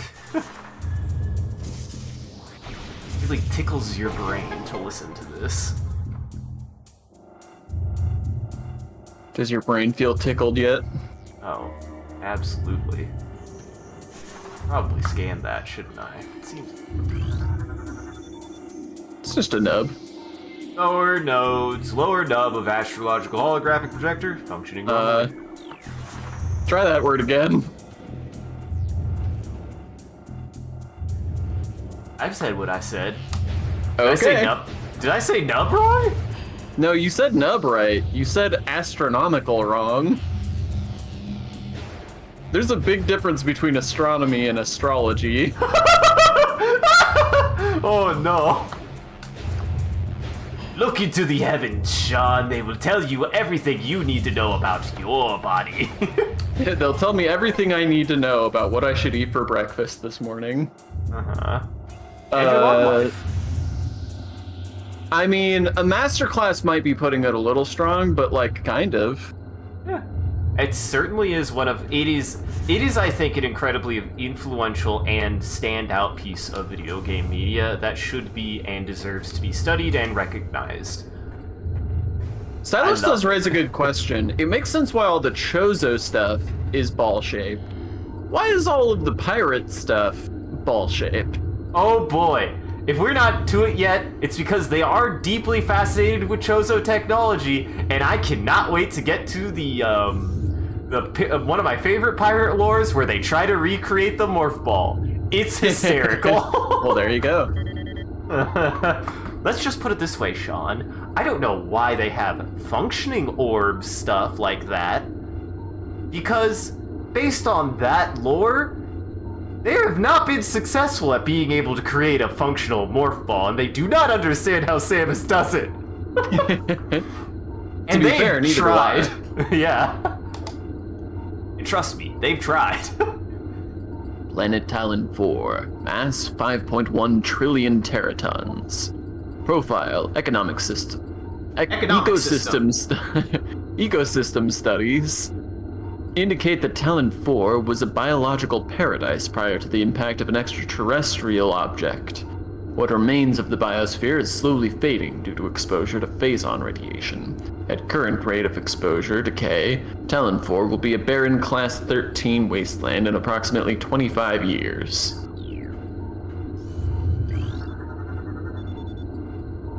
Planets Billium. Mass is 3.8 trillion teratons. Quarantined atmospheres rife with Metroid, sentient gaseous global exterminator virus. Whoa. Holy fuck. That's fucking intense, man. I was not expecting that. I was like, oh, they probably have, it's probably gonna be like, closest to the sun, inhospitable due to its proximity. Nope. Not even fucking close, Sean. There's murder gas there, sorry. Sorry, it's sentient murder gas. It knows it'll kill you. Oh, yeah, I mean, it wouldn't be murder if it didn't. You're right, Sean. Ooh, Planet Twin Tabula, 4.1 trillion teratons. Planet is best known for twin fever, a disease caused by a viral strain native to Twin Tabula. In the early stages of the disease, victims suffer from double vision. When the twin sight fades, the victim is near death. Also, I love how, so far, we've had 2 planets that will kill you via illness. Very different illnesses, but whoa! An uninhabitable wasteland savaged by nuclear dust storms and constant seismic upheavals. Huh. See, I like that as like an insinuation too, that like maybe it was inhabited at one point. Yeah. That's cool. I like to imagine that it was inhabited by the pirates, and they just don't. They like to be coy about why it's in the state it's in. Uh-huh. Ooh. Planet Zebes. 4.8 trillion teratons. Planet's crust is primarily earthic ore, making it ideal for subterranean construction. A Class 19 planet, Zebes is inhospitable to most bioforms. The world was considered unremarkable until it became a base for space pirate forces. That was our home. She blew it up. She blew it up. That piece of shit. That cat sounds like it's dying. No, that wasn't a cat. That was a dog. That dog sounds like it's living. Uh-huh. That's just excited dog noises, I think. So that's all that means. Did I already get the... No way. Did I? I didn't think I got this. This is something I go through every single time I replay this game, is me going... I don't remember getting it that fast.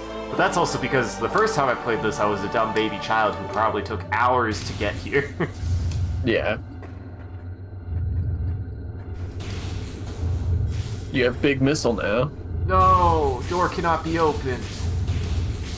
That's a fun effect.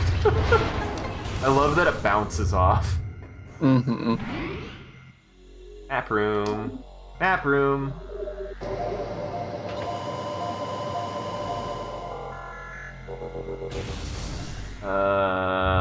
Man, I was gonna say something about Metroid Prime, and now I can't remember what I was gonna say. Oh, I can say something about... I could tell you about the buck-wild thing that happened on Elden Ring. I told you about it earlier. Yeah. So, as I mentioned, we are getting ready. We made new characters this week, last Friday actually. Really a few days ago. I don't know why I said it that way. We made new characters to prepare for the DLC that's coming out, because we're like, let's try something new. Fuck it. We don't want to do New Game Plus. Let's just start something new. I was like, yeah, sure, why not? And I can actually say I am enjoying it way more than I did when I first started it the first time. I've definitely appreciated it a lot more, which I think is just kind of a general phenomenon I have with Souls in general. I feel like Souls games weirdly always give me a, not necessarily bad, but certainly a less positive first impression than the subsequent playthrough, which may be fair enough. I'm not going to call it good design in an objective sense, but I can commend it because, yeah, I do like Souls games the more I play them. That's an impressive feat and feature of those games. But on one of the things, hey Sean, I might just try running with a torch as long as possible, because weirdly the torch is pretty okay, and it seems silly and dumb enough to me to just do. It's weird. I don't know why. I'm just like hitting things with the torch, and it's not working for me, so I'm just gonna keep doing it, I guess. Also, welcome, hi, Michael. Wait a second. You can't be the Michael I know. I know what his name is supposed to be, and we're related. Hi, Michael. Sorry, I thought your name was Michael. I thought it was Michael C. Canary. Oh, I'm sorry. It's McIsaac. It's McIsaac. Flying pirate! Pirates trained and equipped for airborne assault. Flying pirates are extremely agile in the air, but the heat signatures of their jetpacks can be tracked with thermal imaging. While their missiles are extremely potent, their jetpacks can be even more so. If the pack fails, they will make a suicide strike. They will do it. We coded it into the game, so we know they will do it. Yep, there it goes. He really showed those boxes. He tried for it. He didn't account for the boxes, Sean. That guy I just atomized, though. Yeah. He's become one with the cosmos. Uh-huh. Okay. Oh, there you are. Oh, there's more. So many friends. Jesus. I love this set piece. It's a good set piece. Yeah. But the real buck-wild thing that happened was, so we had just started, and as I do with every subsequent playthrough of a Souls game, I'm a lot more cavalier about like leveling. I find that I oftentimes actually spend my souls on other things before I even level sometimes. So we had just started, and I had maybe leveled twice in about an hour and a half of play, and we went to one of the first mines you can go into. And to my surprise, I guess I invaded, or I guess I was summoned by David, so he had a few more levels than I did, but we got invaded, and I was like, how are we getting invaded? No, I shouldn't question that. I went, oh good, we're getting invaded. And we're level 1, which means they're gonna have all of the end game gear. And sure enough, this guy was in a full end game outfit, was dual wielding whatever the arcane bleed rapiers were, and was named something along the lines of like, I'm farming arc runes or something stupid. And I was like, oh Christ. So we turn around because we were at the bottom and we're trying to find our way through. I was like, you want to just go to the end? And I was like, yeah, I asked him if you just wanted to go to the end because I didn't want to deal with him. I feel like rightfully so, understandably so, I did not want to deal with this asshole. And we confront him, and I'm just like, you know what? Dave was like, do you want to fight him? And I was like, no, he can just kill me. I don't care. So I just walked past him, and he didn't attack me. And he followed us around for a while. He even, like, we were, like, fighting some stuff, and he even dropped regeneration at one point to, like, heal us. And I was like, oh, wow, this guy's actually kind of chill. That's... okay. That's nice. I'm glad he's kind of chill. Whatever. We're still not going to fight him, though. I'm not going to fight him. And it was one of those it was one of those mines that had a lot of elevators in it. And obviously when you have an elevator in a Dark Souls game, you obviously do not use the elevator, especially if you're at the top. You look for ways down. First thing you do is jump off that shit. Yeah. And we were jumping down the side passage to get stuff, and he was following us. And he missed the first jump and fell to the bottom. And I was like, well, this has by far been the most positive invasion experience I've ever had. Poor guy. But I didn't feel bad, because he was an invader. And it was really funny. Goddamn. I mean, I've had positive invasions. Oh, whoops, went the wrong way. I've had positive experiences. I mean, with you used to be like the invasions, number but one invasion advocate, I feel like. I was until I realized that unless I really put the time in for a multiplayer game, multiplayer games usually aren't that fun. Sorry. What are you doing back here? My way. I got turned around.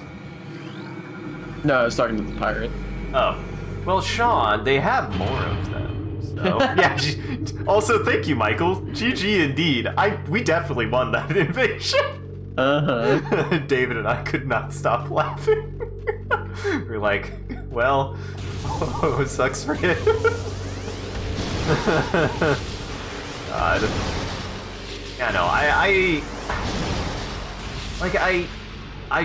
I prided myself on look at what we have. So soon, What the do titular... we have here? Very bold of the traditional Metroid to not even show the titular Metroid until the literal end of the game. Wow, this is really on the nose, Sean. You think they're not confident? Mm-hmm. I love that they let you scan it first too. Fucking love this game. Metroid. Energy-based parasitic predator. The dominant species of planet SR-388, Metroids can suck the life force out of living things. A Metroid will latch onto its prey and drain energy. Specifically energy. Not blood, just energy. Uh-huh. Growing larger as it does, the only way to shake an attached Metroid is to enter Morph Ball mode and lay a bomb. You motherfucker! They did not do a very good job of securing this guy. I mean... yeah. This was a trap. Isn't that their whole deal, really? Yeah, kind of. Like I said, I do kind of find the space pirates adorably confident in incompetence. Hervé does make a good point. The Legend of Zelda doesn't show the titular Zelda until the end either. Yeah, I guess they don't, do they? I never thought about that.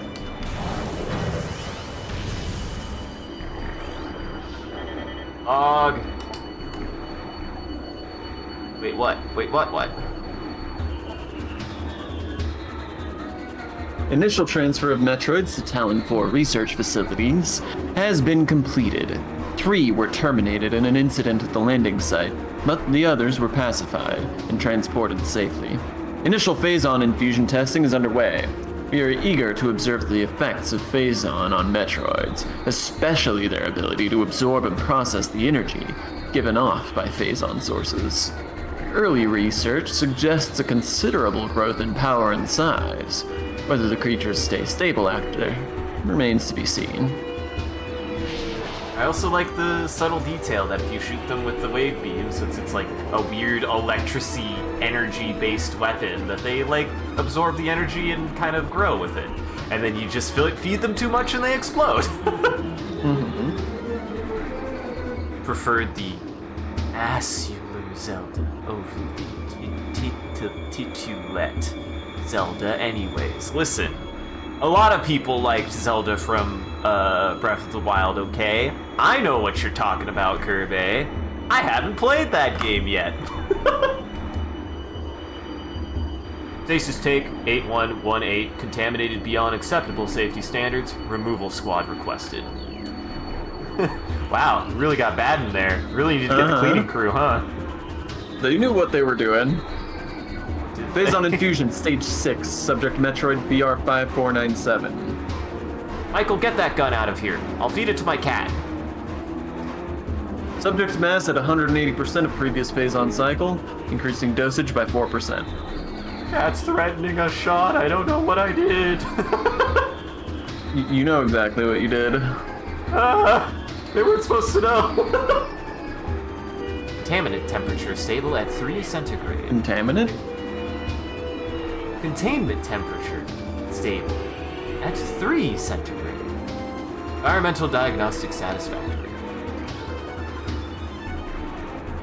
Internal organs of Metroid seem to be limited to nucleonic absorption cells and massive energy reservoirs. Reconstruction site of Geoform 187, codenamed Ridley, was recently completed. After his defeat on Zebes, Command ordered a number of metagenetic improvements for him. Though aggressive, we were able to implement these changes in a cycle. The metamorphosis was painful, but quite successful in the end. Early tests indicate a drastic increase in strength, mobility, and offensive Why can't I say capability in that voice? I don't know why. capability. Cybernetic modules and armor plating have been added as well. We believe our creation, now called Meta Ridley, will become the mainstay of our security force. A job he will certainly relish. He'll love it. I always love this implication that Ridley is... Like, Ridley never gets voiced lines, they're just kind of like, yeah, we work with them. Oh, they scan their brains. Metroid brain scan results in. Studies show accelerated activity in parietal lobe during hunting cycles at temperatures above 10 centigrade. They get excited. They love to kill. But only if it's warm. But only if it's hot. Only when it's cold they get sleepy. Metroid containment fields appear 100% effective after adjustments. You say so, Sean? I mean, I suppose it depends on what we're trying to affect. Oh, I It guess was that's 100% effective at attacking you, and that seems good for the pirates. Temperatures below 10 centigrade will render Metroids docile. Oh, that could be, I never put that together. Maybe they powered down some kind of energy source and it broke out. I never put that together. They were like, it's a trap. She definitely will die to the Metroid. We lost a dozen pirates to that one Metroid last week. The hooked mandibles of the Metroid penetrate the skin of its prey and siphon pure life force energy. In fact, they think blood is toxic. They spit it right out. They don't want that shit. Frankly, it gets in the way. thought that Kirby did think that Ridley talked a few times. He definitely doesn't talk in this game. He definitely doesn't talk in Other M. He definitely doesn't talk in Other M. Ridley's presence in Other M kind of cracks me up in that I thought it was interesting at first, but the more I thought about it, I realized it was very stupid. Oh?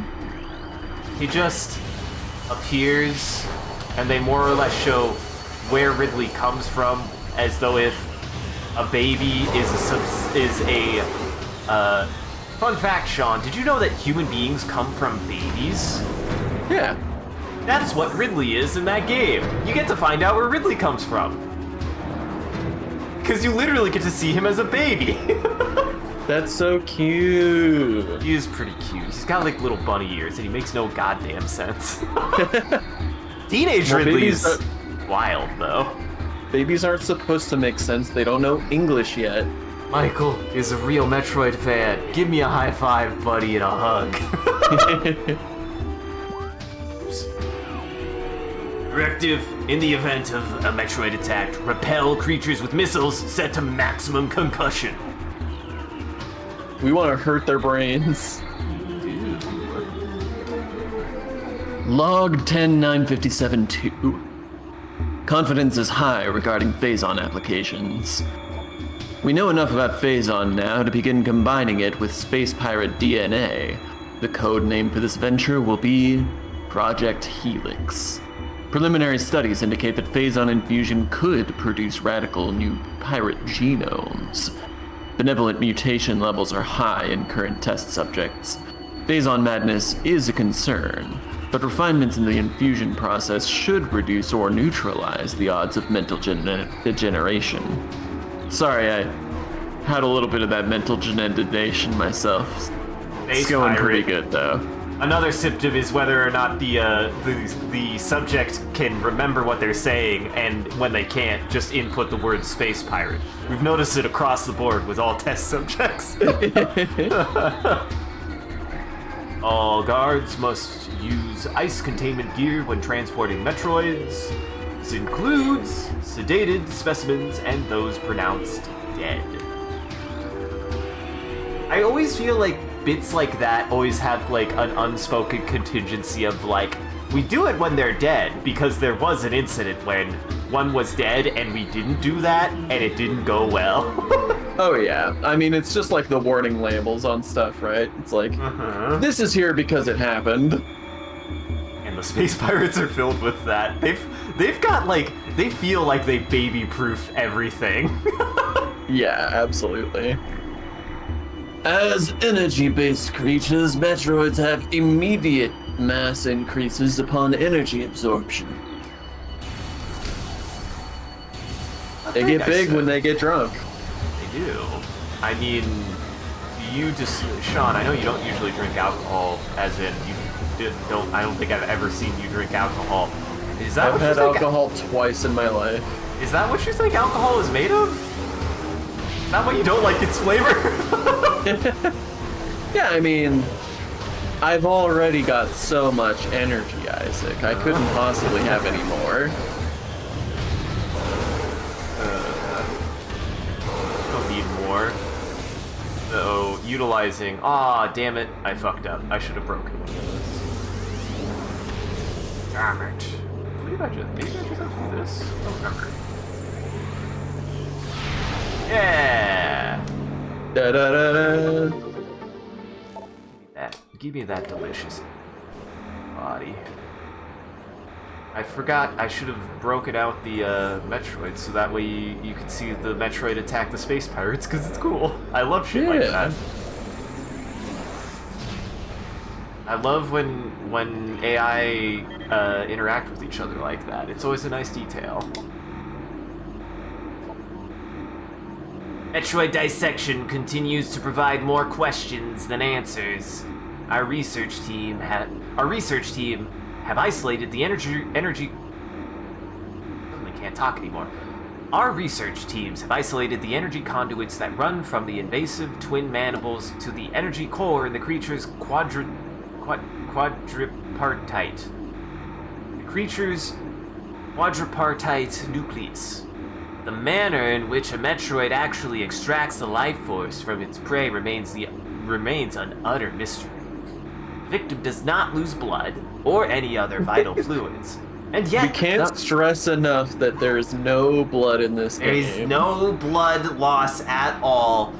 They suck the soul out of you and nothing else.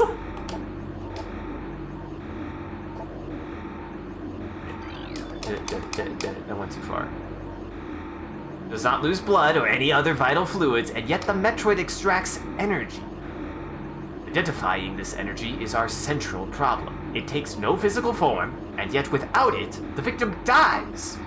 We will continue to research this matter, as the isolation of this life-giving essence could be the key to our ascendance.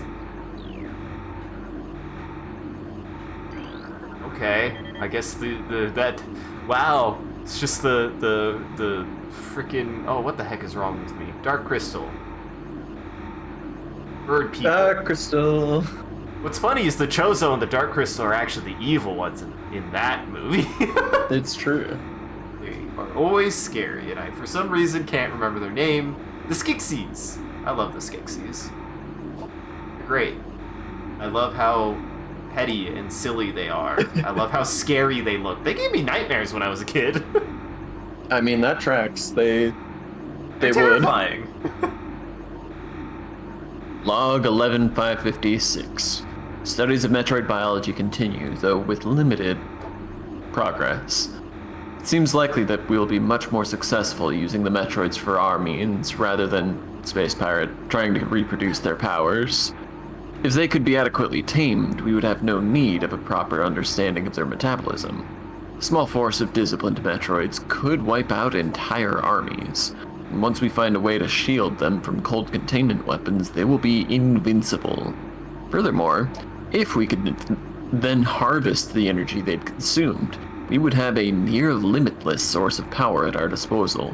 Bud, I don't think you... It would only be limitless in the sense of the limitless living creatures you could kill. Uh-huh. Or at least... It would be explicitly limited by the number of life forms you could feed to the Metroids. Come on now, Sean. Everything has babies. Just eat babies. Oh, we're back to a modest proposal. How does this happen so frequently with me? How does it always come back to the modest proposal with me? Also, I missed this. Thank you for following, Michael. I need a drink. My voice is getting hoarse. There's a horse in my throat. Oh, well, feed it some hay. I'm feeding it some water. I've led the horse to water, hoping that it would drown. You can lead a horse to water, but you can't make it drown. That's pretty good. Oh, Hey, send that to me for other reasons. Whoa, Michael was threatened by that statement. Quarantine specimen exhibits high aggressive behavior. Its body structure, composed of phazon ore, appears nearly invulnerable. This has rendered our efforts to train and discipline subject useless. Ooh, the foreshadowing begins. The big shadow. Uh-huh. East Quarantine Cave has been secured. Specimen remains in the quarantine area. All experiments have been suspended pending pacification of area. I mean, I say that as though if we literally did start the stream off reading a lore where they called it the Worm, which is a great name for it. Mm-hmm. Project Titan is suspended indefinitely. Security breaches resulting in massive casualties have occurred. Access is strictly prohibited until further notice.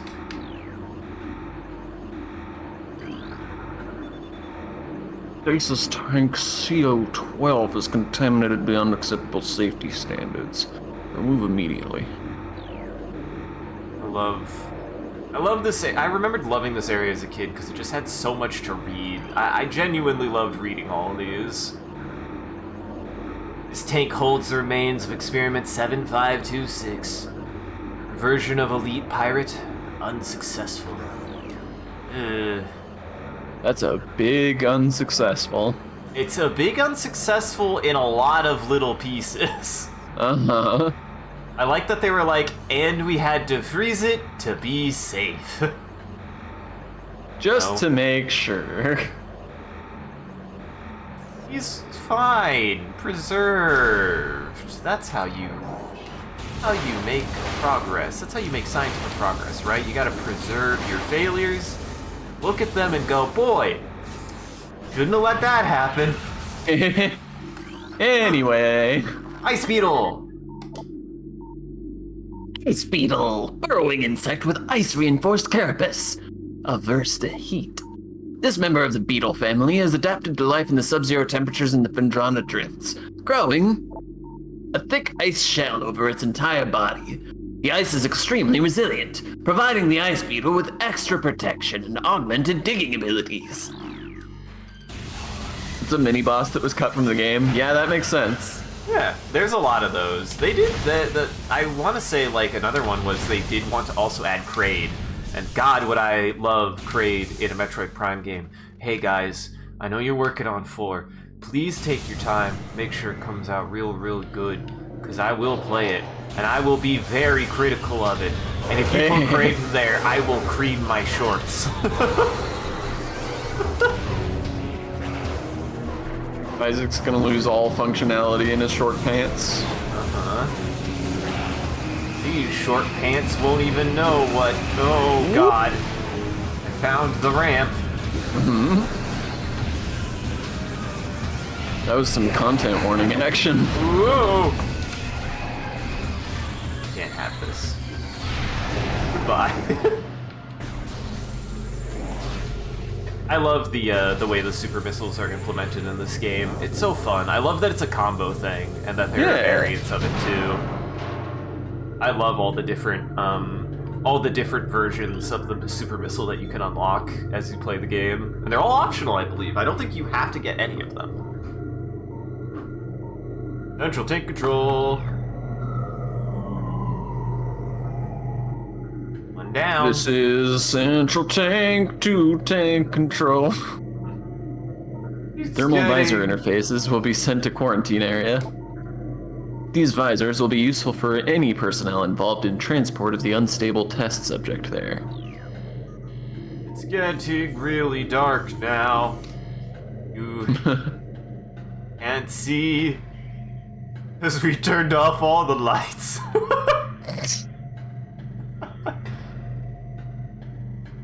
I remember this one being weird. I don't remember why it's weird, but I remember it being weird. Maybe if I just jump down to the center. I feel like there's one halfway up, but I can't remember. Just Can't turrets. remember. Just turrets. Turret's dead. Force field network active around object. All 3 force fields must be deactivated to access the object. Whoop. Force field deactivated.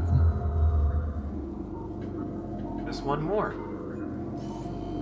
Yeah, I mentioned. We also mentioned earlier that they were also wanting to try to do a. They were wanting to do a Chozo statue fight as well. Retro had a lot of stuff. I've seen the Digina Gaming, and it's impressive the design bible that they made for this game. It was fucking huge.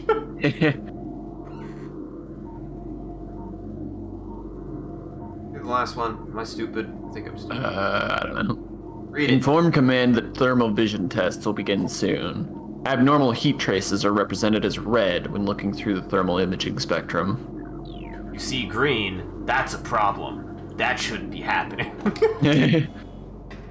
See blue, that's cold. Everyone knows that. Honestly, I don't know why I'm telling you this. You should know this. Yep. What a puzzle, Sean. I've been puzzled. You're bepuzzled. Thermal imaging software exceeding initial expectations. Combat applications are being evaluated by command. Field testing in Phendrana region approved. Use of prototype visors by security personnel approved. Time to steal the technology, Sean. I like this as an implication of, like, this isn't even, like, a part of Samus's suit. She just stole something from the space pirates. She's resourceful, man. She's resourceful. Thermal visor. Formal visor. Formal vizier.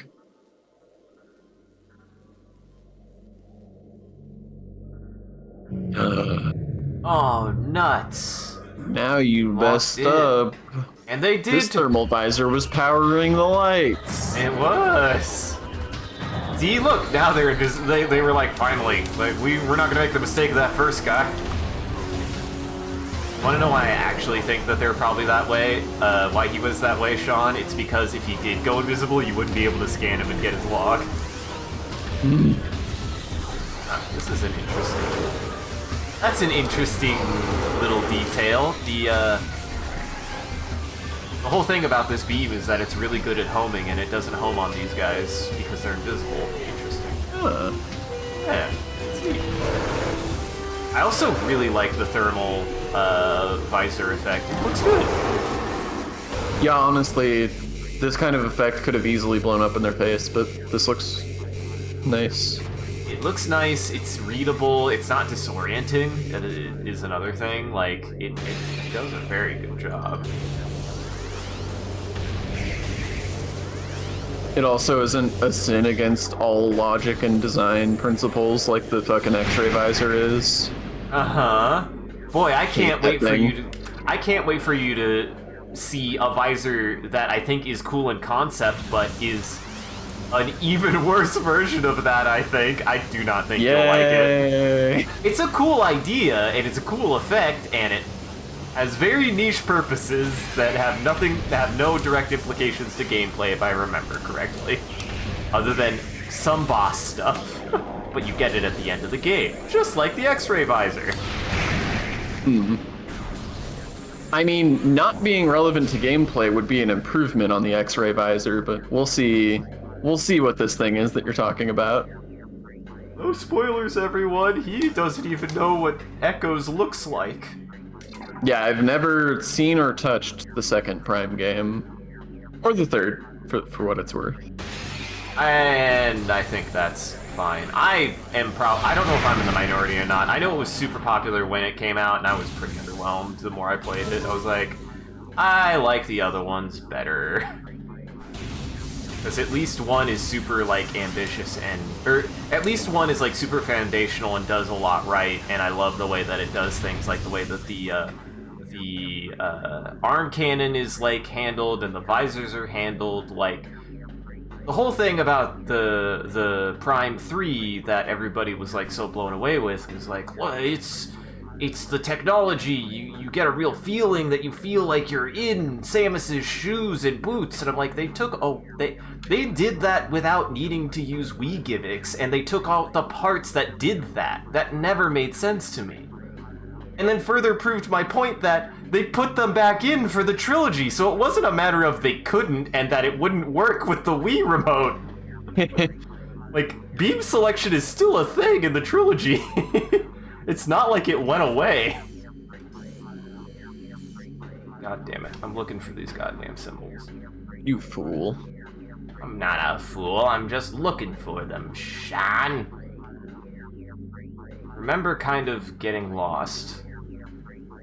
I mean, it is a single room, so it can't be that much of a maze. Yeah. It's not... I remember them being kind of in weird... So you're like, why is it there? One. Got one. I promise I played this game before, guys. It's just been a while. I know that the one at the top... Isaac's a fake fan, we all know Ah, dang it. Don't listen to him, Michael. I know what I'm doing. Ow. this. You look like you know what you're doing.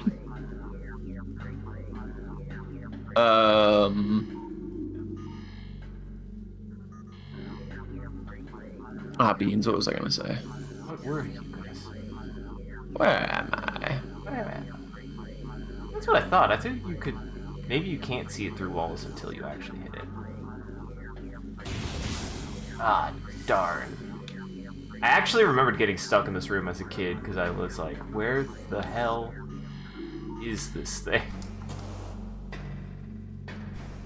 Oh, there's only one in the room. Well, maybe I should have checked the door shop. Maybe I should have checked the door shop. I thought there was more than one. Chad even tried to give you a subtle hint, and you were just like, yeah, I know what's going on, Chad.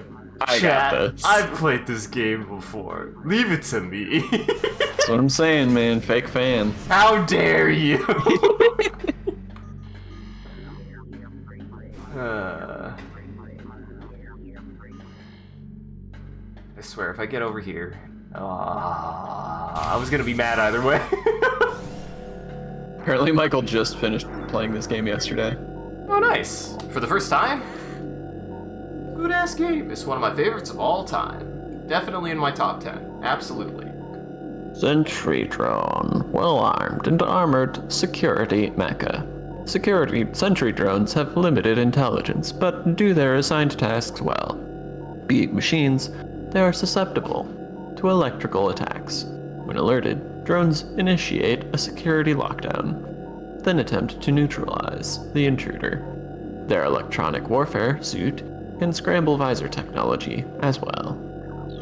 As opposed to organics, who classically are known to, if you hit them with electricity, they definitely don't have any problems. Don't you know, our bodies don't run on electricity, they run on spirit juice. Or something. That's why we can't understand how the Metroid eats. How does Metroid eat? Also, no, it was not Michael's first playthrough. Ah, gotcha. I played, far be it for me to say, based on what just literally happened, but I probably played this game more times in a single summer when I was a child baby boy than I did pretty much any other game for at least 2 years. Oh, I think the pirate ran away. That's a nice detail. I think he ran on the ceiling because I let the Metroids out. He was like, I'm fucking out. I'm not dealing with this. You crazy? Off my face. I love that they laugh at you too. It's very Zelda. They have a sort of Korok laugh. A little bit. Stop it. Listen, this wasn't a mistake. It wasn't a mistake. Oh, there he is. There he goes. Oh. Oh, nope. Oh, can you not see the invisible space pirate? I knew I should have done the first ones. Uh-oh. Ah, you dick. Ah, you dick. Isaac's in danger. I'm fine. I'm just trying to show off all the cool things. Getting my ass kicked in the process. You're gonna show off this cool game over screen here in a second. It is a cool game over screen. You're not wrong. When is the last time we saved, I wonder? God, I don't want to think about that. I haven't seen a save in a long time, okay? It's not my fault. Guys, I turned off hits, so if I miss the save, it is my own fault. Dude went flying. I love the ragdolls in this game. They're so silly. Oh yeah. Got this.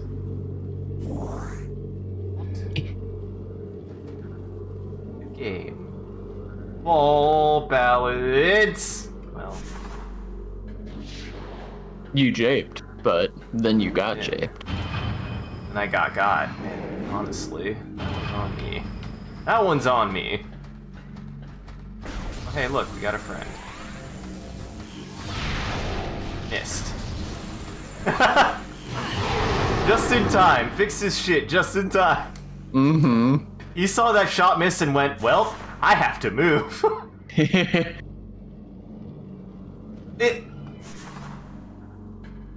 Oh, balance is hard. Actually, Don't worry, didn't make. nobody saw that. That's fine. Nothing happened. Fuck. Don't worry about it. That was nothing. That was nothing. That was nothing. Space pirate. Space pirate. This is a part of the. This is part of the procedure. This is how you get it done. You gotta feel it out. You gotta really explore the space. There we go. Oh my god. Much better. That roll went so fast. I've done Super Monkey Ball. I was just playing Super Monkey Ball literally yesterday. Ah! Oh. Just for fun? Yeah, I love Super Monkey Ball. Ari, Lauren, and I have been playing Monkey Target, or whatever they call it. Oh my god. It's one of the mini games in Super Monkey Ball. Monkey Target is great. I also remembered playing the literal pool. There's just pool in it a lot when I was a kid. Monkey Pool. Hard, because the perspective, Ian's. I mean, you've got those nice edge lines to make sure you're keeping on track. Make sure that you're aligned.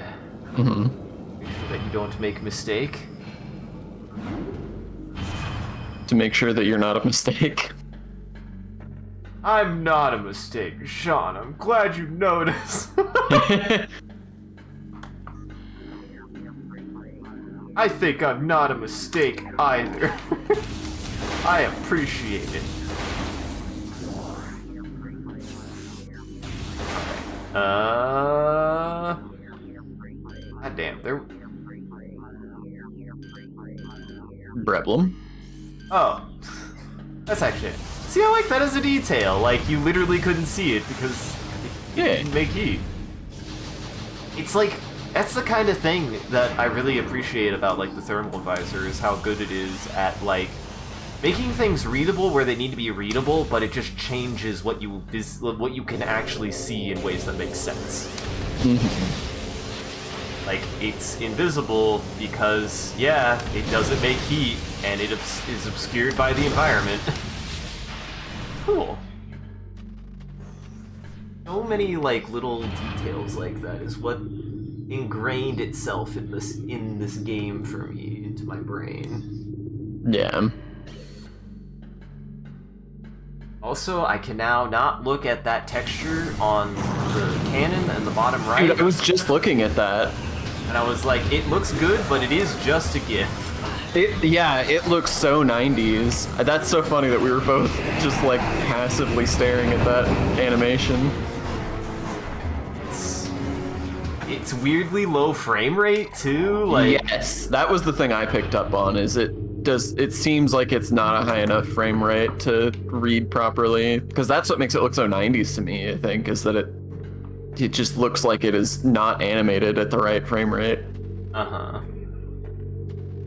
And it blows my mind that this game would have run 60 FPS on a native GameCube. Like, that feels like magic wizardry to me. This game feels like it feels like it's technologically it stands out. Like, it doesn't feel like a simple game.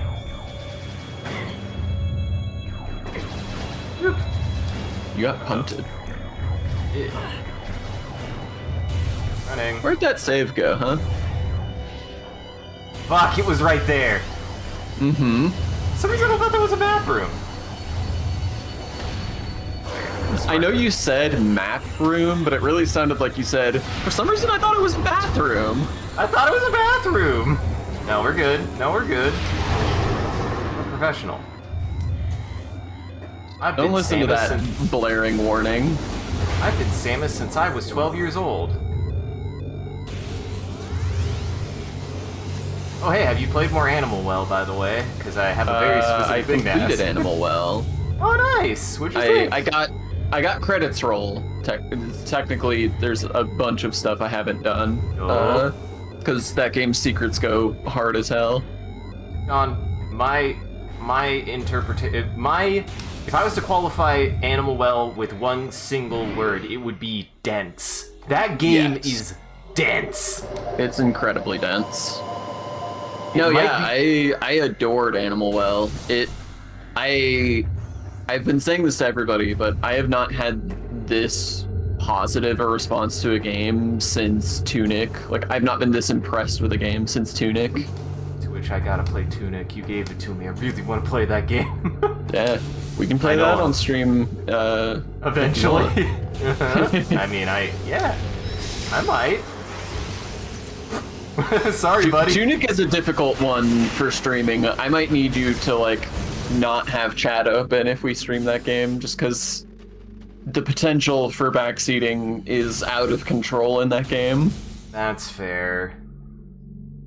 Cause yeah, like much like how we like this game, like the impression I get about Tunic is even more like an archaeological dig site video game. Yeah, in a lot of ways. What was that little twirl you did? I just wanted to make sure nothing was behind me. I just wanted to make sure nothing was behind me, Sean. I thought you were just feeling like a ballerina. Can a man just feel like a ballerina sometimes? I mean, absolutely. I just want you to be able to own that. Yeah, well, I appreciate you supporting my desires to feel like a beautiful ballerina. Sometimes. But yeah, Animal Well is fantastic. If you enjoy Metroid-like games, especially the exploration aspect of them, Animal Well is probably the best exploration in any game in the genre. That doesn't mean it's necessarily the best game in the genre, but it's up there. Yes, absolutely. As I qualified to many people, Hollow Knight is only better than it because Hollow Knight, for me, is the best.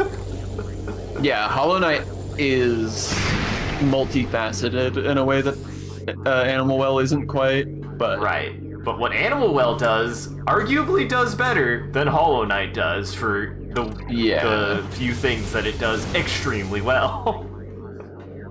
Yeah, it is phenomenal. I think the thing that impresses me the most about Animal Well is the item design. It's something that I have a particular bone to pick with this genre. Like, it is truly pathetic that Hollow Knight represents a high point for power-up design in this genre, given that almost all of its power-ups are the most basic video game power-ups possible, like double jump and dash, like, And the fact that dash. ground pound was not a standard power-up in this genre is absurd. Samus could use a good butt slam.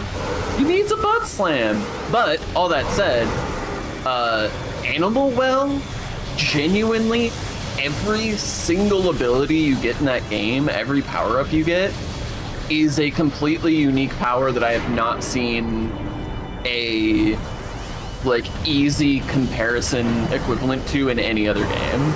Right. Like, there are similarities you can draw between abilities in Animal Well and abilities in any other game, but or in some other games, but there is no just like easy, obvious, oh, you got the double jump. Mm-hmm. Bye, Michael.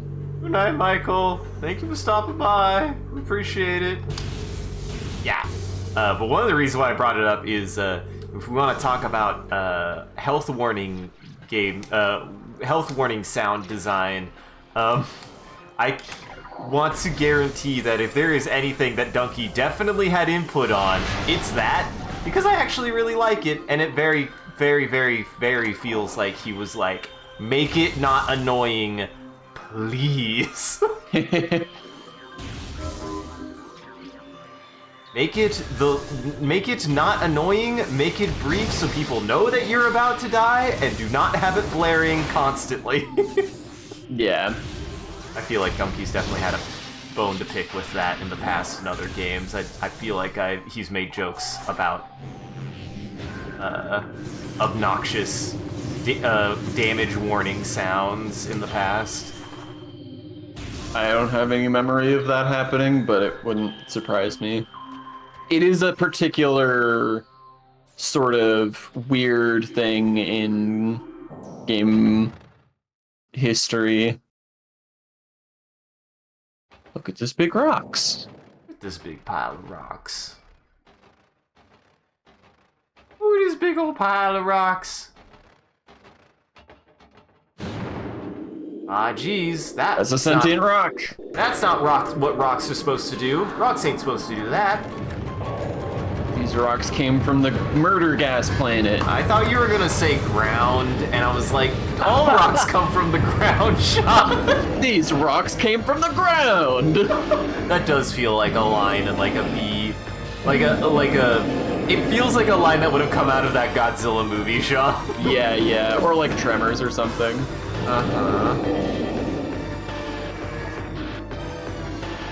Thardis.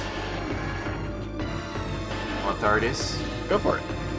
Thardis, an animated sentient creature of stone charged with phazon radiation. Phazon radiation given off by Thardis negates auto-targeting systems preventing lock-on. It may be possible to acquire alternate targets with a different visor. The chaotic nature of phazon irradiation leads to instability in its structural integrity. Thardis can encase targets in ice, and its colossal size and strength make it a formidable opponent. Oh god, I'm so sorry, my body. Unbelievable. How could you do this to me? I remember really liking Thardis. He was one of my favorites. I liked a lot of the bosses from this game. A lot. I love how cool, Mike, I love this! I love you break it and then you can't see anymore and then you get this cool, crazy, scary rock to shoot instead. Mm-hmm. It is nice that they built a fight around, like, swapping visors. That's a neat idea. There's a couple of them like that in this game. Ow. Man, why did I never notice before now that Samus, like, throws her hand up in front of her face? When she gets hit. Yeah. When it's a big enough hit. Not all the hits do it. There's a lot of little details like that in this game that I've always appreciated. There's just a lot of very, very good small details that all add up to make this such a juicy experience. Mm-hmm. So ripe and juicy, this experience.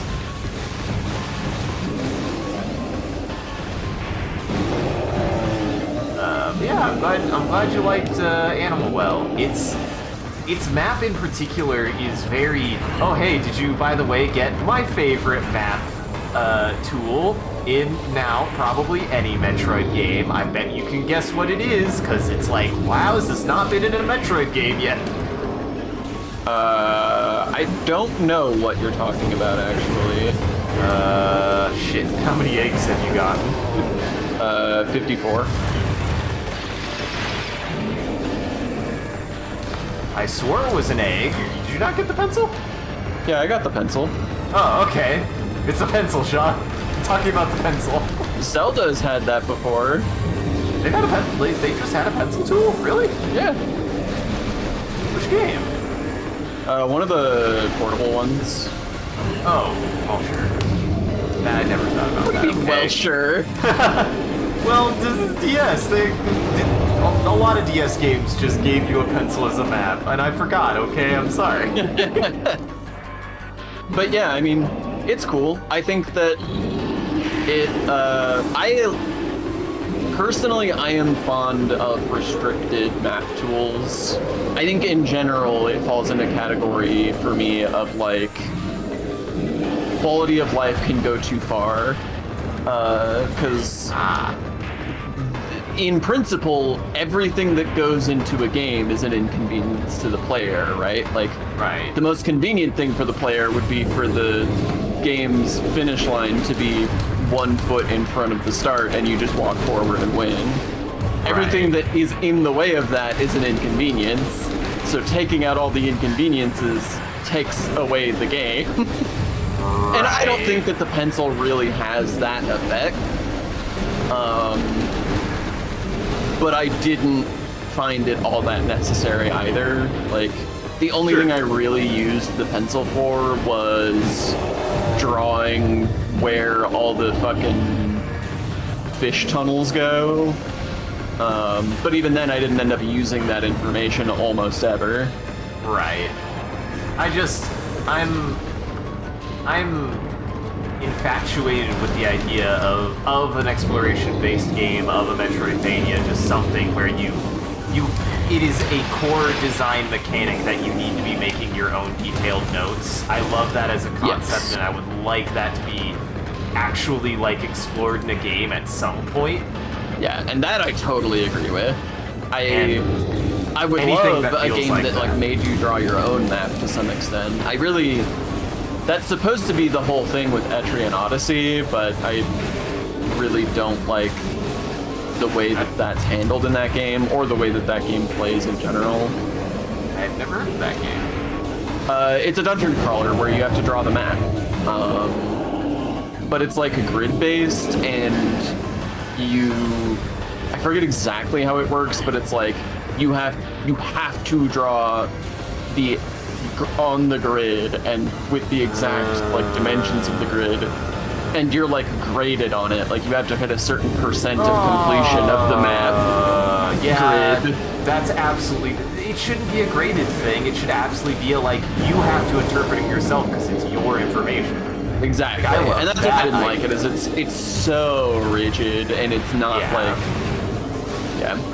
it's that classic thing that I'm always complaining about of developers confusing exploration and completion.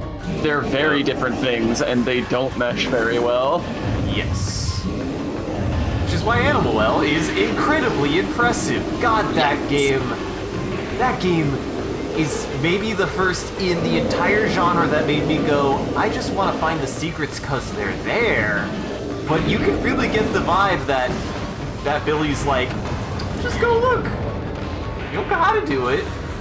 You don't Yeah, I gotta. mean, the amount of that game that's like even part of the critical path, like setting aside what is required to beat the game or not, even just what is on the critical path is, I want to say, less than half of the game. Uh-huh.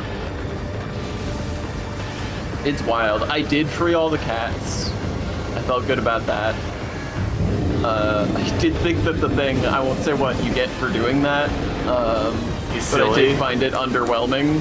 That's fair, but that's my favorite puzzle in the entire game, by the way, because it mixes so many things that I've just wanted in a game.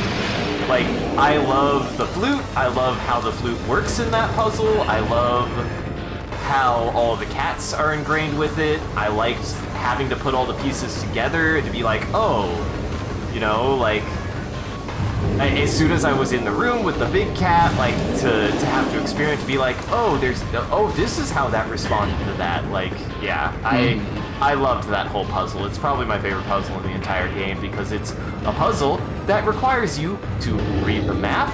It requires you to think about positioning. It requires you to have to look into the environment very intently. It's so good. Yeah, I think I agree. I think it's my favorite It's thing also got the in that cats. game. And the bobcat is great. I love it. The big cat is adorable. Cat is great. It makes good noises. I assume it's a she. I interpret it as like a mom and her cats. Could be a dad and her cats. I don't know. I imagine that the cats are the kids of that cat. Sure, that tracks. Ding. Also, Kid Me always thought that was the funniest part of this fight, was getting the rock to the back of the head. I don't know. Just a little bit of slapstick that I always liked. Gotta get a little bit of levity in there. Yeah. Spider! Spider Ball! Now I can My finally second least favorite upgrade. That's fair. I think we It should... is a key. It is a glorified key. It is. It's a shame, too, because actually I think in AM2R and traditional Metroid 2, it is a fascinating navigation tool, because in that game, you can go on any surface. Yeah, and I get why they couldn't do that here, but like, Right. they It's a didn't shame. have to include it. Yeah, you're not wrong. Magnetic rail, you can do the Ball thing. form, Caution! disengage ball. A morph ball bomb will briefly disengage the ball. Briefly disengage the ball is a great phrase. We had a lot of good phrases. You know when we're on our game when we have a lot of good no context phrases, I feel like. I mean, we didn't. That's just the game. That's just what the game said outright.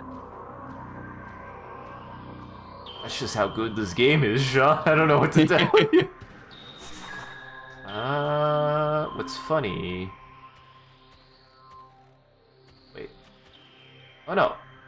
That way and... You know, I there's joked earlier that about way. my cat eating a gun. Yeah? He is currently chewing on a piece of metal. Oh, cats. My boy is sleeping in his nest. Little turd. Wait, has an axolotl and somehow... I hope that the axolotl's okay, because I found him in my room because my cat fished him out. But he was alive, and I was like, oh my god! Buddy! Yeah, that's alarming. Yeah. Little turd goblin. Axolotls are weird in that, in my experience, for an animal that is critically endangered, those motherfuckers breed like crazy and don't know how to die in captivity. It's fucking buck wild.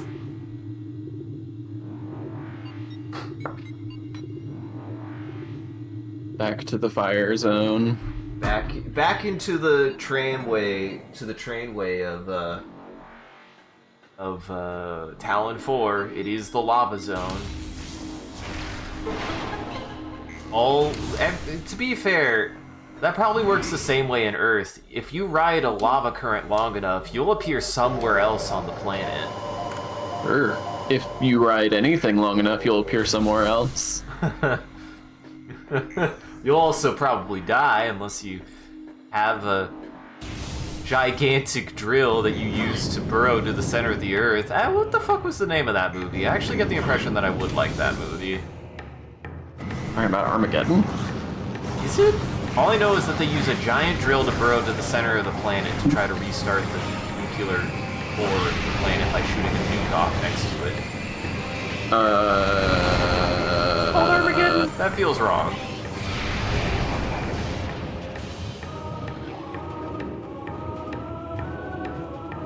Shit now. I'm gonna find out if I can do shit now. I don't think this is anything.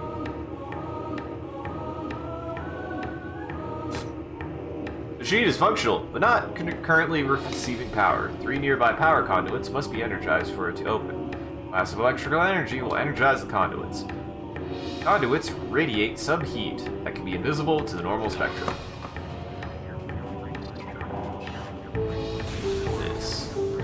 I can do this.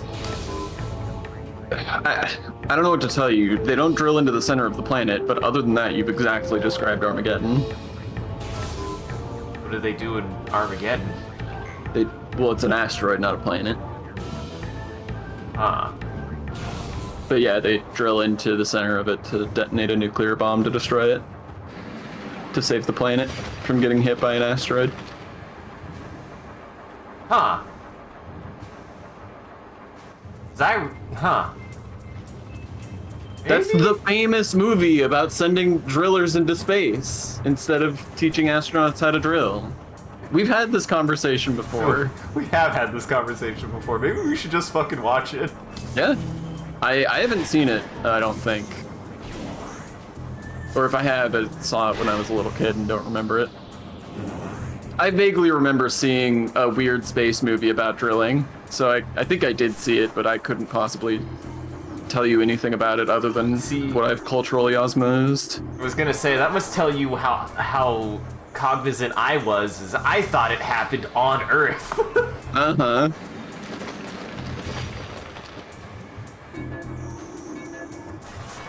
Oh no, I gotta go fast. The lava will re-hot if I don't go fast. Uh-huh. The lava is fighting against the unhot actively at all times. You gotta really work hard to keep it constrained. Aren't we all fighting against the unhot actively at all times? I mean, some of us are. You're right, Sean. I definitely am. Some of us embrace the no hot, and I think that that's a sin crime. Cold Well, I think that's just judgmental. harms me. I find the cold to be harmful to my skin.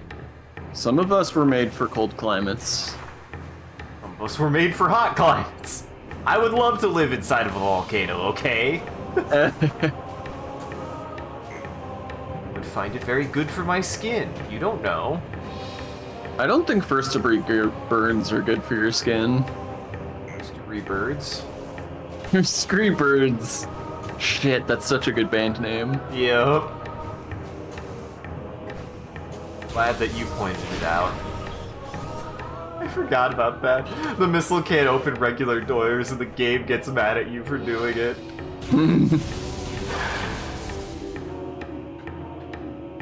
There's nothing to scan there, it's just a bunch of rubble. Don't know if this is made out of cordite. Definitely not made out of cordite. So we'll come back to that. God, I probably respawned all the space pirates. Oh no, I didn't. My bad. I have to get two rooms away from this room for the night. My favorite boy. Puddle spore. Sentient floating lava mollusk protected by an impenetrable shell. I always saw this as a mushroom, so I was like, mollusk. A mushroom. Yeah, I can see that, I guess. A puddle spore opens when approached, attempting to intimidate with its size. When opened, direct fire to its mantle causes it to flip into a defensive position. If it can slam shut, it ejects a spread of harmful energy globules. Gotta stay away from that harmful energy. Harmful energy globules is also a great band name. It's an okay, or maybe not a great band name. It's a good album name. I would say it's an okay album name, sure. Bad name for a song. I would probably just shorten it to harmful globules, though.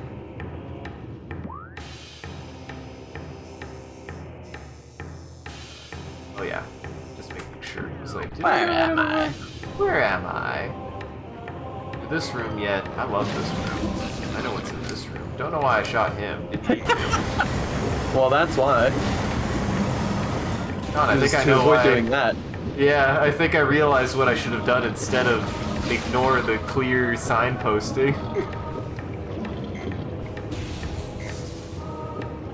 Now that's just on me. Couldn't be me. Couldn't be me. Hit that snake! Hit that snake. Beef that snake. Head snake. Got him. He has become snake guts. He's been returned to the lava. Mm-hmm. Is this the one? It is not the one. There's one of these that has a guy in it. It's not this one. But it is not this day. Not this day. That the guy. Oh boy. Nice shot, dumb worm guy. Oh, Snake. is this the worm we're here to defeat? You know, I think Kid Me actually did think that to some extent. I was like, why do they keep mentioning the worm? The Magmors aren't that big. Maybe that's why they changed it. The plot hole thickens. I don't like the concept of a hole thickening. One of the things I postulated, because like I also mentioned that to my brother because I told him about the rewrites, and he was like, yeah, that's weird. And I was like, I don't know. Were they worried that, you know, that it wouldn't make sense that the hyper technologically advanced Chozo would have run into an issue with a giant asteroid hitting the planet? Because, like, it's been made very clearly apocalyptic. Like, it's not like it wasn't a not significant event. Insignificant is the word I meant to say. Yeah, I mean, they also have their whole, like, enlightenment thing going on too, so. Right. Okay. They chose to become ghosts. Uh-huh. They chose O to the cave ghosts. Uh-huh. I'm about to use my brain wrong. I hit Gotta every make sure to follow the manual for your brain. It's a delicate instrument. My brain, for some reason, was like, did I just go this way for no reason? And the answer is no. I went this way for very good reason. It's the right way to go, my dumb brain. In fact, time to go to the scariest place in the game. I'm going to have nightmares. This goes to Talon. Yeah, this would actually be better.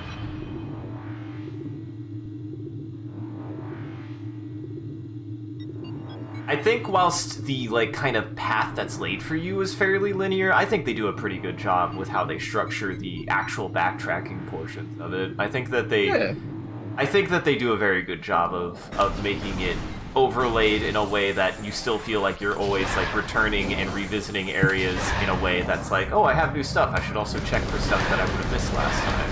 Exactly. And that's the thing, is that the optional stuff is a big part of what makes this genre tick. Right.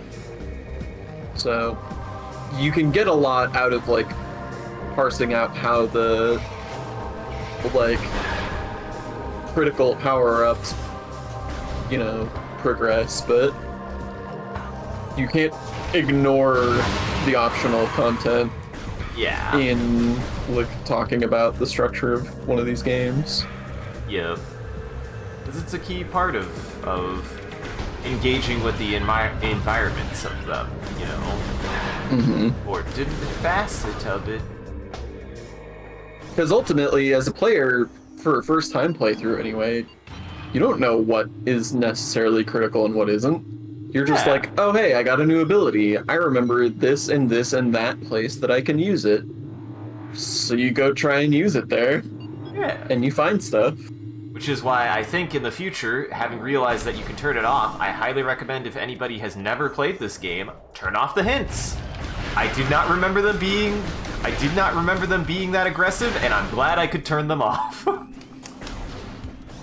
And I think it's actually probably better that way. The game feels way more atmospheric and immersive, and you feel like it does still feel like self-paced overall, to a certain extent, because it doesn't really, if you turn off the hint system, it never tells you explicitly where to go, so you do have to find that path on your own. I need missiles. Done a goop thing. I needed to use that to destroy that thing on the tree, and instead I blew up. Actually, there's an upgrade right there. Ba-da-da-da. And Sean, you could do it all out of order if you wanted to. A lot of the optional stuff, you could be like, oh yeah, I remember there being a half pipe here, I might as well go grab that. Yeah, exactly. Now it's time for this one. Now it's time for this part where I can never remember how to actually get to it. I just have to jump to it from there. Just gotta jump to the rhythm, jump to the rhythm. Jump to the rhythm. Rhyme. But yeah, I also think the only thing that... Oh my god, there's actually a lot of these over here. I forget how many missile upgrades are just in this first area.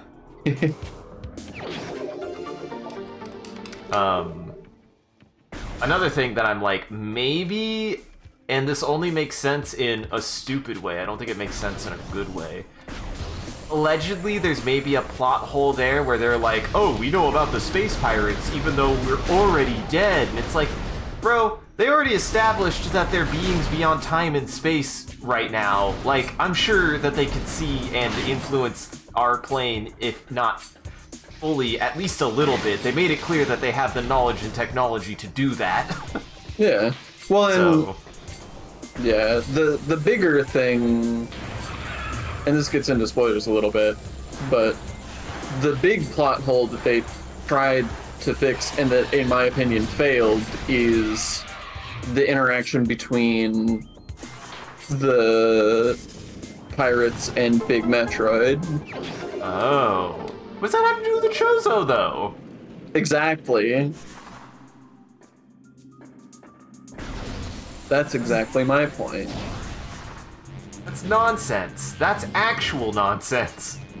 So they had to rewrite all of the Chozo lore because that doesn't make any goddamn sense, Sean. Doesn't make sense to me either, but that's what everything online says. That does not make a lick of goddamn sense. Not one iota of sense was made in that. Now I'm mad about it. And Sean, you've made me mad now. How could you have done this? Yeah, I need you to live on my level. I need you to understand why you made me play the objectively bad version of this game. Nobody could have known. No. Which is ironic, because I think, in an opposite sense, I think it objectively improves a lot of the... Well, it doesn't improve, but it... That's another thing, is like, I don't even know if I could argue that it objectively improves the gameplay element when I think about it, because in reality, what I really like about the trilogy is what it vindicates me for disliking about, Metroid Prime 3, which is the fact that I just wanted to be able to have, like, the tactile feeling of being able to choose your cannons and choose your visors. And be able to have the immersion of the Wii controls, because they were good. I just didn't understand why they got rid of that element. It made no sense to me. Yeah, I liked the Wii controls, and I think it works well with, like, the scanning and stuff, but, on the other hand, the game was designed for the GameCube controls, and there are certain fights and certain things that feel really awkward on the Wii. Mm-hmm. So it's sort of, mechanically, there's some pluses and minuses. I think it's totally valid to prefer either one over the other on a mechanical level. Wait, I don't know if I might have to go farm some missiles, actually. I might not have enough missiles for this room. It'd be very embarrassing if I don't. You're fine.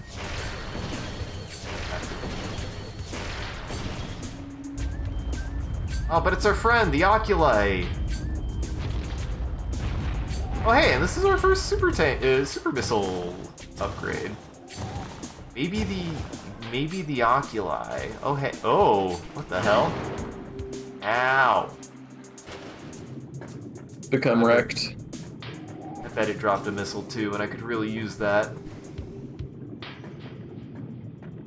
Good game design. Good game design if it dropped a missile. If it didn't, bad game design. No, I think it did. Is good.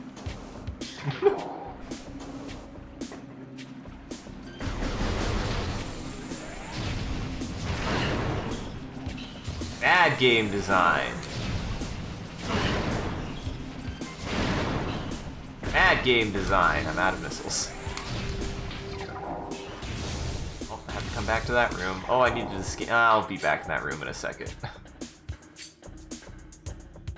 Time to go farm. Uh-huh. Need to get money to buy from the vendor. Go buy more missiles. Also sucks that there's only one missile container type in the... Well, actually I don't remember if there's a bigger missile container in this game or not. I can't remember. I don't think there is. Well, Sean, now that you've beaten Animal well, are there any other games you've been playing?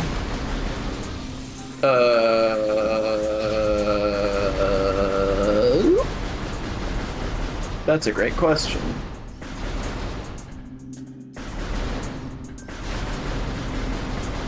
No.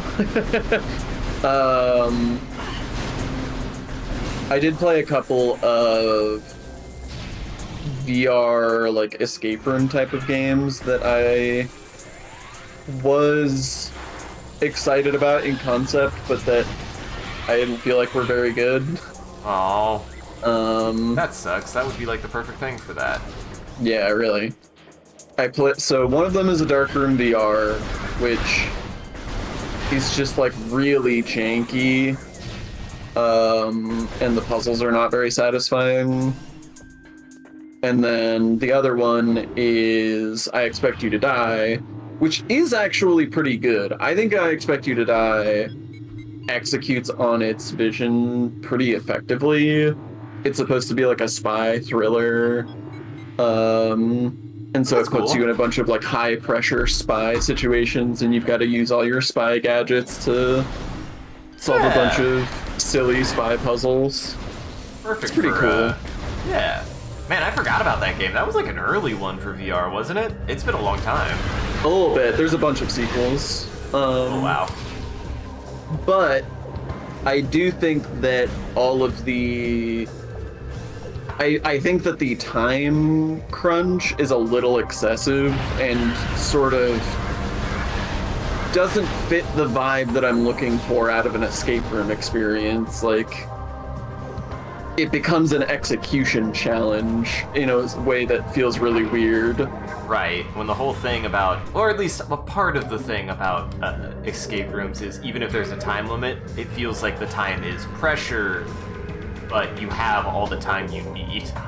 Yeah, exactly. It's not like you have time to figure it out and solve it all in one go.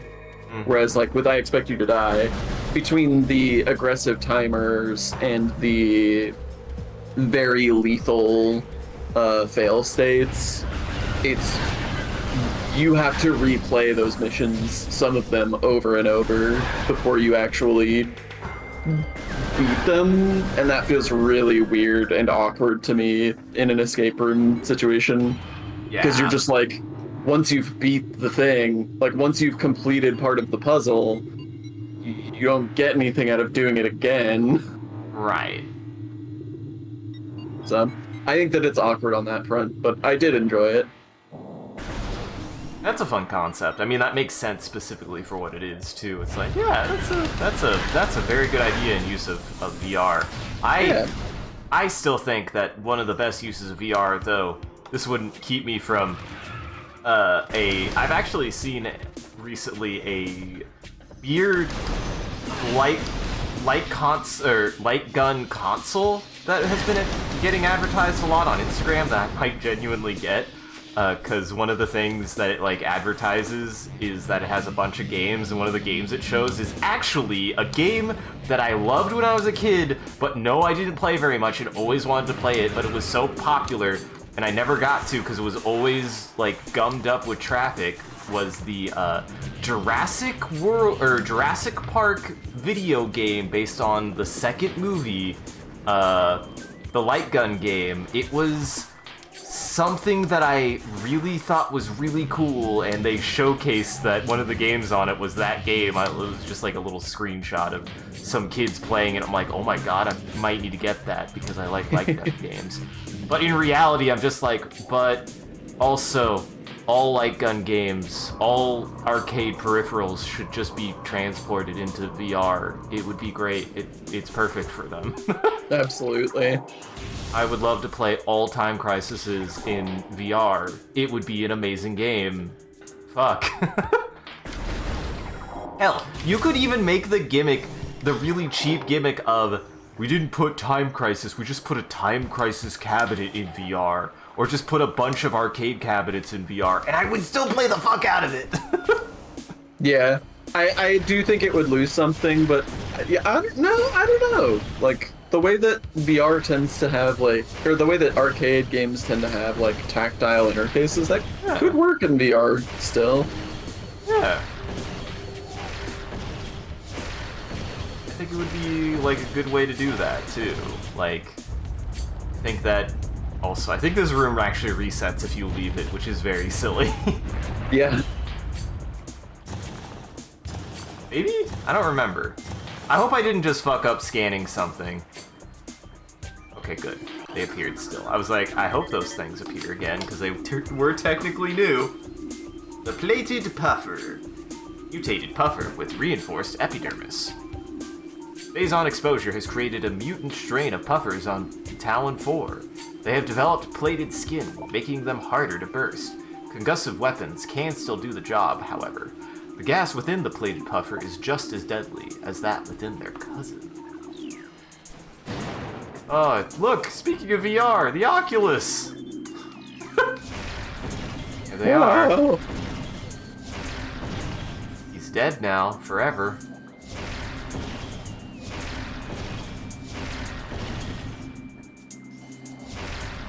Yeah, I need to. I kind of want to start looking into. Oh man, I didn't think about that. I was thinking about doing like a portion of some streams where I do a shotgun like Beat Saber, because I could not do Beat Saber for more than probably an hour without dying. Because I play that game a little neurotically. I play that game like a whirlwind sprint because I want it to tire me out. I mean, that's valid. Oh my god. What a cool lens flare. I'm blind. It looks nice. I can't see. It hurts my eyes. God damn it. I was about to say, I really fucked that one up. Here we go. My most favorite, least favorite super missile in the game, because it looks cool, but is kind of shit. It kind of sucks. I love this thing. It's so cool. Well.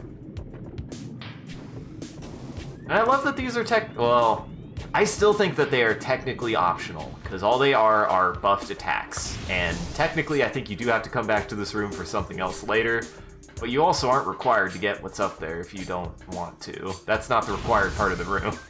Yeah. Cool. The only one that's required is the super missile. I like that. Fine, I don't want to use it on the... Well, we could use it on one of the beetles. We can use it on the next beetle. Ow. Check this shit out, everybody. Watch how cool this is and how bad it is to my missile counter.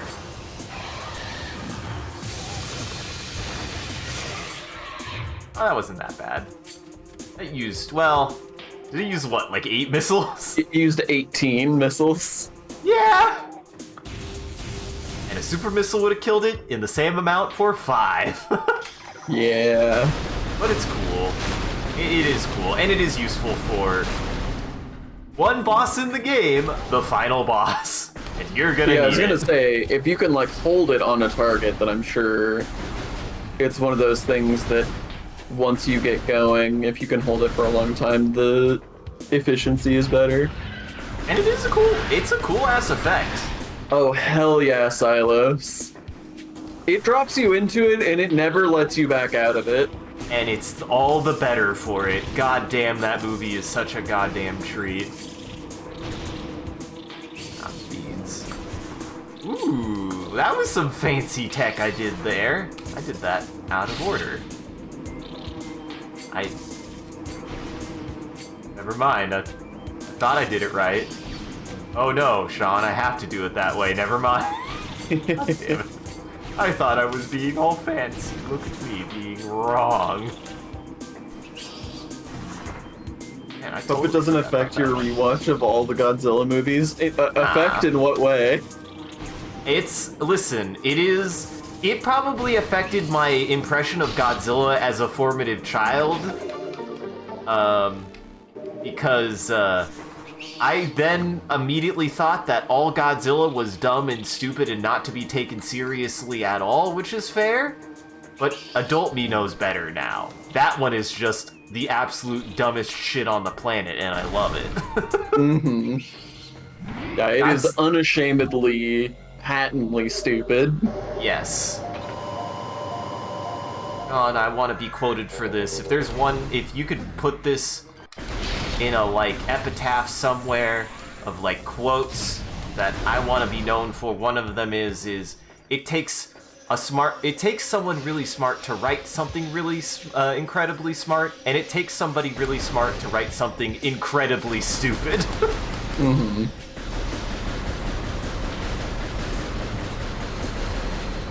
That's why I love things like Big Trouble. Big Trouble in Little China is probably my personal greatest example of that. That movie is incredibly stupid and incredibly intelligently made, in my opinion. That's So fair. goddamn I can see good. the argument for that. Yeah. It's a really smart movie with a really stupid premise. With a really stupid premise and really stupid things that happen in it. Pretty much every Shinji Mikami game that I play that I love is an incredibly smart action game with incredibly stupid things in it. Mm-hmm. And I love it. That reminds me, I still need to play Hi-Fi Rush so goddamn bad. It's real good. Uh-huh. Shinji Mikami, if you're out there, you've made some of my favorite games of all time. Anytime I think of you, I have to say it. You've been robbed with things like Hi-Fi Rush and God Hand. You've made fantastic games and deserve the recognition for every single one you've made. I haven't played one yet that I was like, this one wasn't it. Everyone has been a banger for me. Yeah.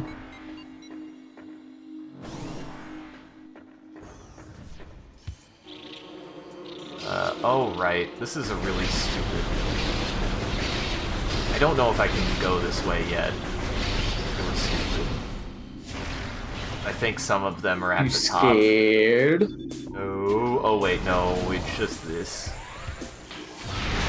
And Sean, that's not even why... Listen, if I'm gonna be scared of this area, you're gonna know it immediately. Or is it? Exit. Is that what people are calling tweeting now that it's not Twitter? Is exit? Exit is what I want to do from that fucking platform. Pronounced shit. Sure, okay. Good. I mean, nobody. I don't think there's literally anyone who thinks that X is cool except for the man idiot himself. Yeah, I mean, I've never heard anyone actually refer to it as X, except in the context of talking about how dumb that name is. It's Twitter. It's not even like a... Like, it's nothing. It's nothing. Yeah, I don't deign to try to understand what could possibly have been going through his mind during any of that whole fiasco. Uh-huh. If you had the opportunity and means to buy some single letter domains, you'd do it too. Yes! I would like to own the letter... I'm glad he took X. That means he took the edgiest letter. Would you say that He X did. is the edgiest letter? Definitely, easily. And I don't want the edgiest letter. I want the letter... See, my gut immediately said, do I want the letter Q? And I'm like, do I deserve the letter Q, though? No, I don't. Do you want to be associated with QAnon? I was... Wait, with what? Nothing. I thought you were making a James Bond reference. Actually, I was like, with Q from James Bond? Which maybe, actually. Maybe, actually.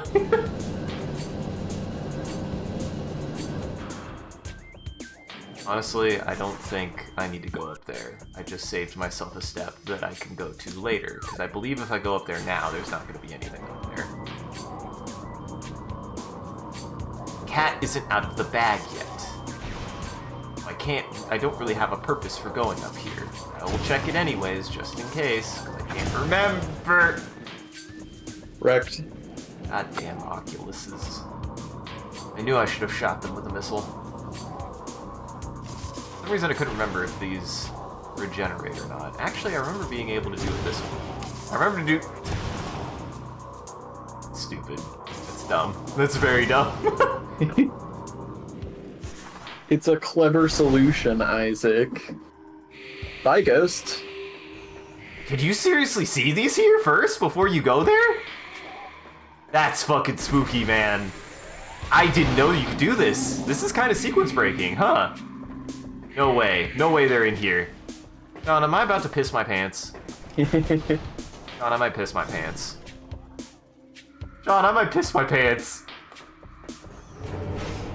Oh my god, they're definitely here. This is not where you're supposed to see them first. Holy shit. Well, fuck, I did not know you could do this. That's so cool. I've never done this before, by the way. I've never done it this way. I've always gone straight to them where you're supposed to find them the first time. Guys, welcome to my favorite enemy design in this game. They're terrifying. Ozo Goat. Aberration. This one gets a classification of aberration. Ozo Ghost. Spectral entity. Bioelectrical field. Invulnerable to natural energies. As these entities phase in and out of existence, the only way to track them accurately is with X-ray scanning. This partially phased nature makes them invulnerable to natural energy types, such as fire, ice, and electricity. Their aggressive and erratic behavior is most likely due to the corrupting effects of Phazon and Talon 4's environment. They appear to be drawn to Chozo religious sites, where they wreak havoc upon anything that dares enter the area. These things made me shit my pants when I was a kid. They're fucking scary. How did you feel about the Chozo ghosts when you first saw them, Sean? I like them. They're the most memorable boss in this game, I feel like. Yeah.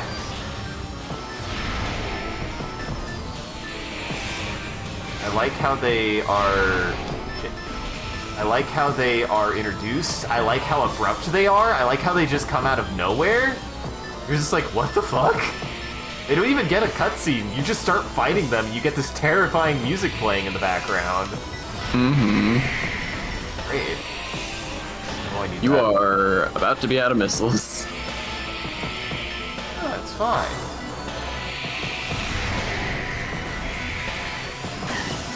Ow. Oh yeah, no. The Chozo ghosts are... What's funny is I feel like the Chozo ghosts might have been a... Because it's like they wanted to have, you know, one of the mechanized Chozo fights, but this might have been them, like, coming at an impasse a little bit, and being like, well, if we can't get the mechanized Chozo fight, we still want you to fight Chozo somehow, and they came up with maybe the most unique way to fight Chozo in any of the games.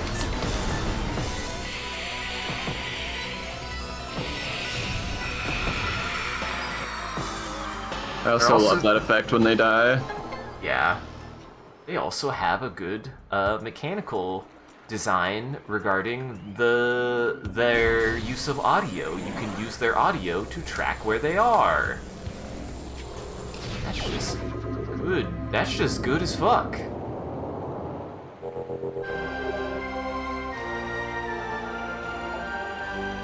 Artifact of Wild, 4 of 12. I do think there's one of these I get lost with occasionally. Uh-huh. One of them I feel like I have a hard time finding sometimes because clearly I still forget some things. Hey, it came from that way. Let's go back to the big tree. Let's go back to the big tree.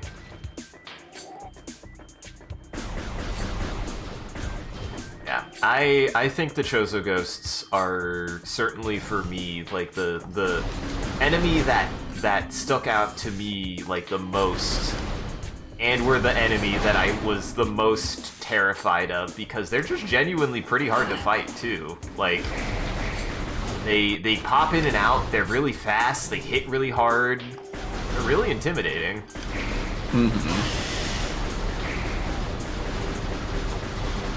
And you can fight them until you get the X-ray visor.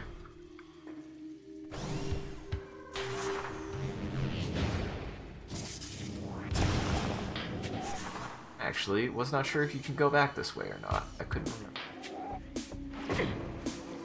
Shortcut. Actually, I think I want to go this way. I want to go this way.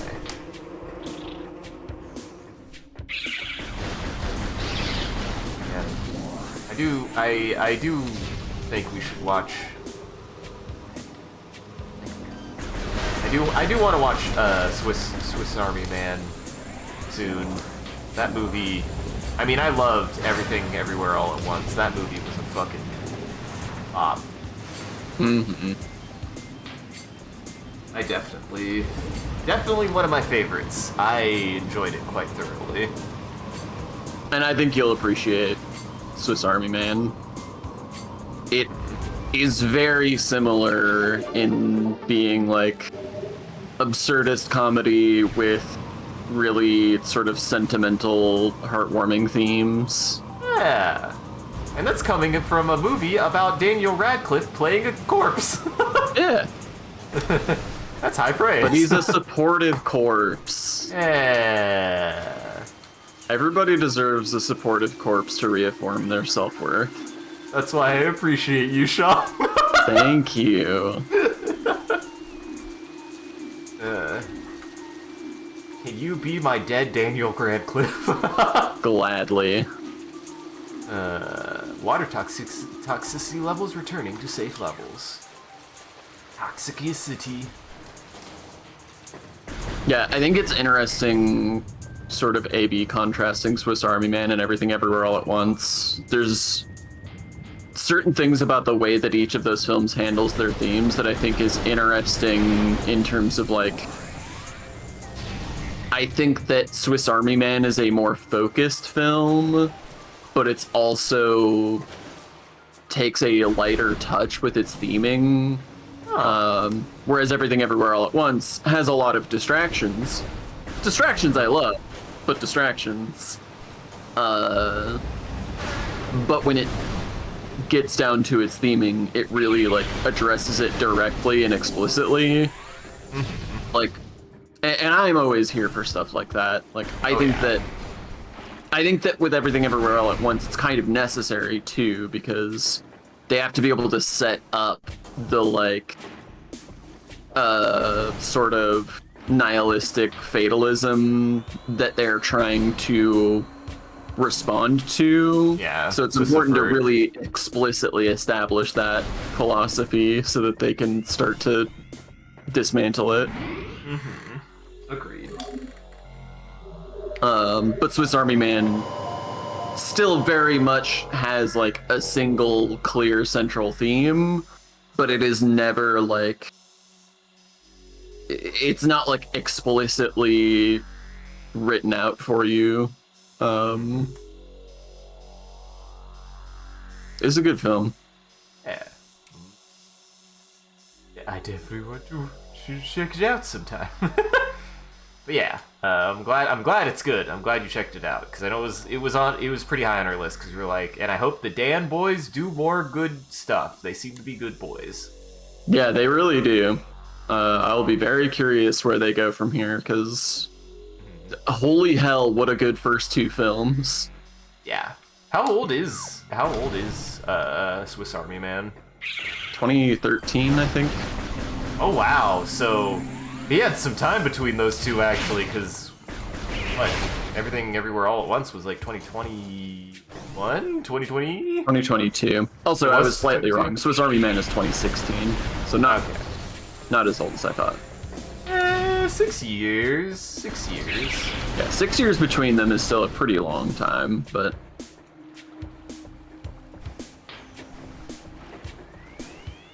Oh, Sean. Oh, apparently they're working on a TV show called Star Wars Skeleton Crew. Oh, they're not directing it, though. They're involved in some nebulous way. Anyway. My favorite. Well, I hope they do more good stuff, because I like how weird and thought-provoking and existential and fun and bizarre their movies are. Yeah, absolutely. Great. Truly a force for good in this world. Mm-hmm. Well, I think this is probably a good stopping point. Made good progress. It always astounds me coming back to Metroid Prime and always being like, man, I feel like this happened later in the game. I feel like I haven't even gotten that far. But That's just good Metroid design. You can really blast through this thing when you know its innards. Mm-hmm. And I love that about these games. They can be very streamlined at their core, and I've always liked that about a good Metroidvania. They're slowest when you first play them, and they only get faster on subsequent playthroughs. Well, yeah. Yeah. I'm gonna start my outro. I don't know why I was waiting for you to say something. I don't know why, Sean. I'm sorry. Well, thank you for joining, everybody. I hope you had a good time and enjoyed the show. If you're able to join the live show, thank you for stopping by and chatting and watching. If you're watching this in the future, thank you for taking the time to go back and watching the VODs. We appreciate it. If you're out there and you enjoyed this and you want to see more of what we're up to, I recommend scrolling down below and following or clicking any of the links. There's a link to an Instagram, a Facebook, a Twitter, and a Discord. We post when we go live on one of those platforms, as well as anything else that we're up to. And just generally, you can come hang out with the rest of the community there. It's a good time on the Discord. Speaking of which, a shout out to our community there and everyone who follows. You guys are a wonderful audience and we appreciate you. If we do anything particularly entertaining or noteworthy, feel free to clip it and share it on the internet. Just make sure also hashtag it with MCCanary or link it back to the stream so people can find more of the good stuff we do here. Also, stick around to the very end. We do usually do a bit of a closing bit and we do raid after every stream so that way the vampires in our chat can keep watching. Just everybody else out there, make sure to go lock your doors and windows because it's almost lunchtime for vampires. Where's my mouse? Where's my mouse? Let me use my mouse. Hold on. Use my mouse. And as always, a huge thank you to everyone who supports the stream and all of our subscribers. And Moat Shrimp, and everyone who supports the stream and all of our subscribers. Your generosity allows us to continue to expand the stream as well as take on more projects, and the stream would not be made possible without viewers like you. So we thank you. If you want to see your name added to this list, as well as a couple other benefits you can get, you could always subscribe directly on Twitch or check out the Patreon page. That'll show you everything that you can get. Any amount is appreciated, and if you want to see the stream grow, absolutely feel free to support us. I appreciate it. It means a lot. It's good. And I don't know why I pushed that. And thank you to your mods who do a wonderful job holding back the robot army and preventing them from becoming famous. Thank you, Sean, for playing Metroid Prime with me. I had a good time. Want to start? Do you have any housekeeping? Not this time. You can also check out the rest of our friends in Goblin Entertainment, Virtual Boys, Corpus Scripted, Crowcast TV, Downtown Voice Acting, Boo XP. Virtual Boys is James and Arthur. They were doing co-op games or multiplayer games on Twitch. Corpus Scripted is Ren's channel, and they were doing cozy games or spooky games. Crowcast TV is Tara's channel. She is another artist who does live art when she's available on her Twitch channel. Downtown Voice Acting is Jackson's voice acting channel, where we've done voice acting with him on Twitch and YouTube. BooXB's Zaka's channel. She usually does horror games and multiplayer games. And me. You can find the rest of my stuff on that link tree, such as a VOD channel for the Twitch, as well as a YouTube for my own videos, an art station for my art, and a SoundCloud for my music. So go check everybody out in Goblin Entertainment. Alright, stick around. We'll be rating someone.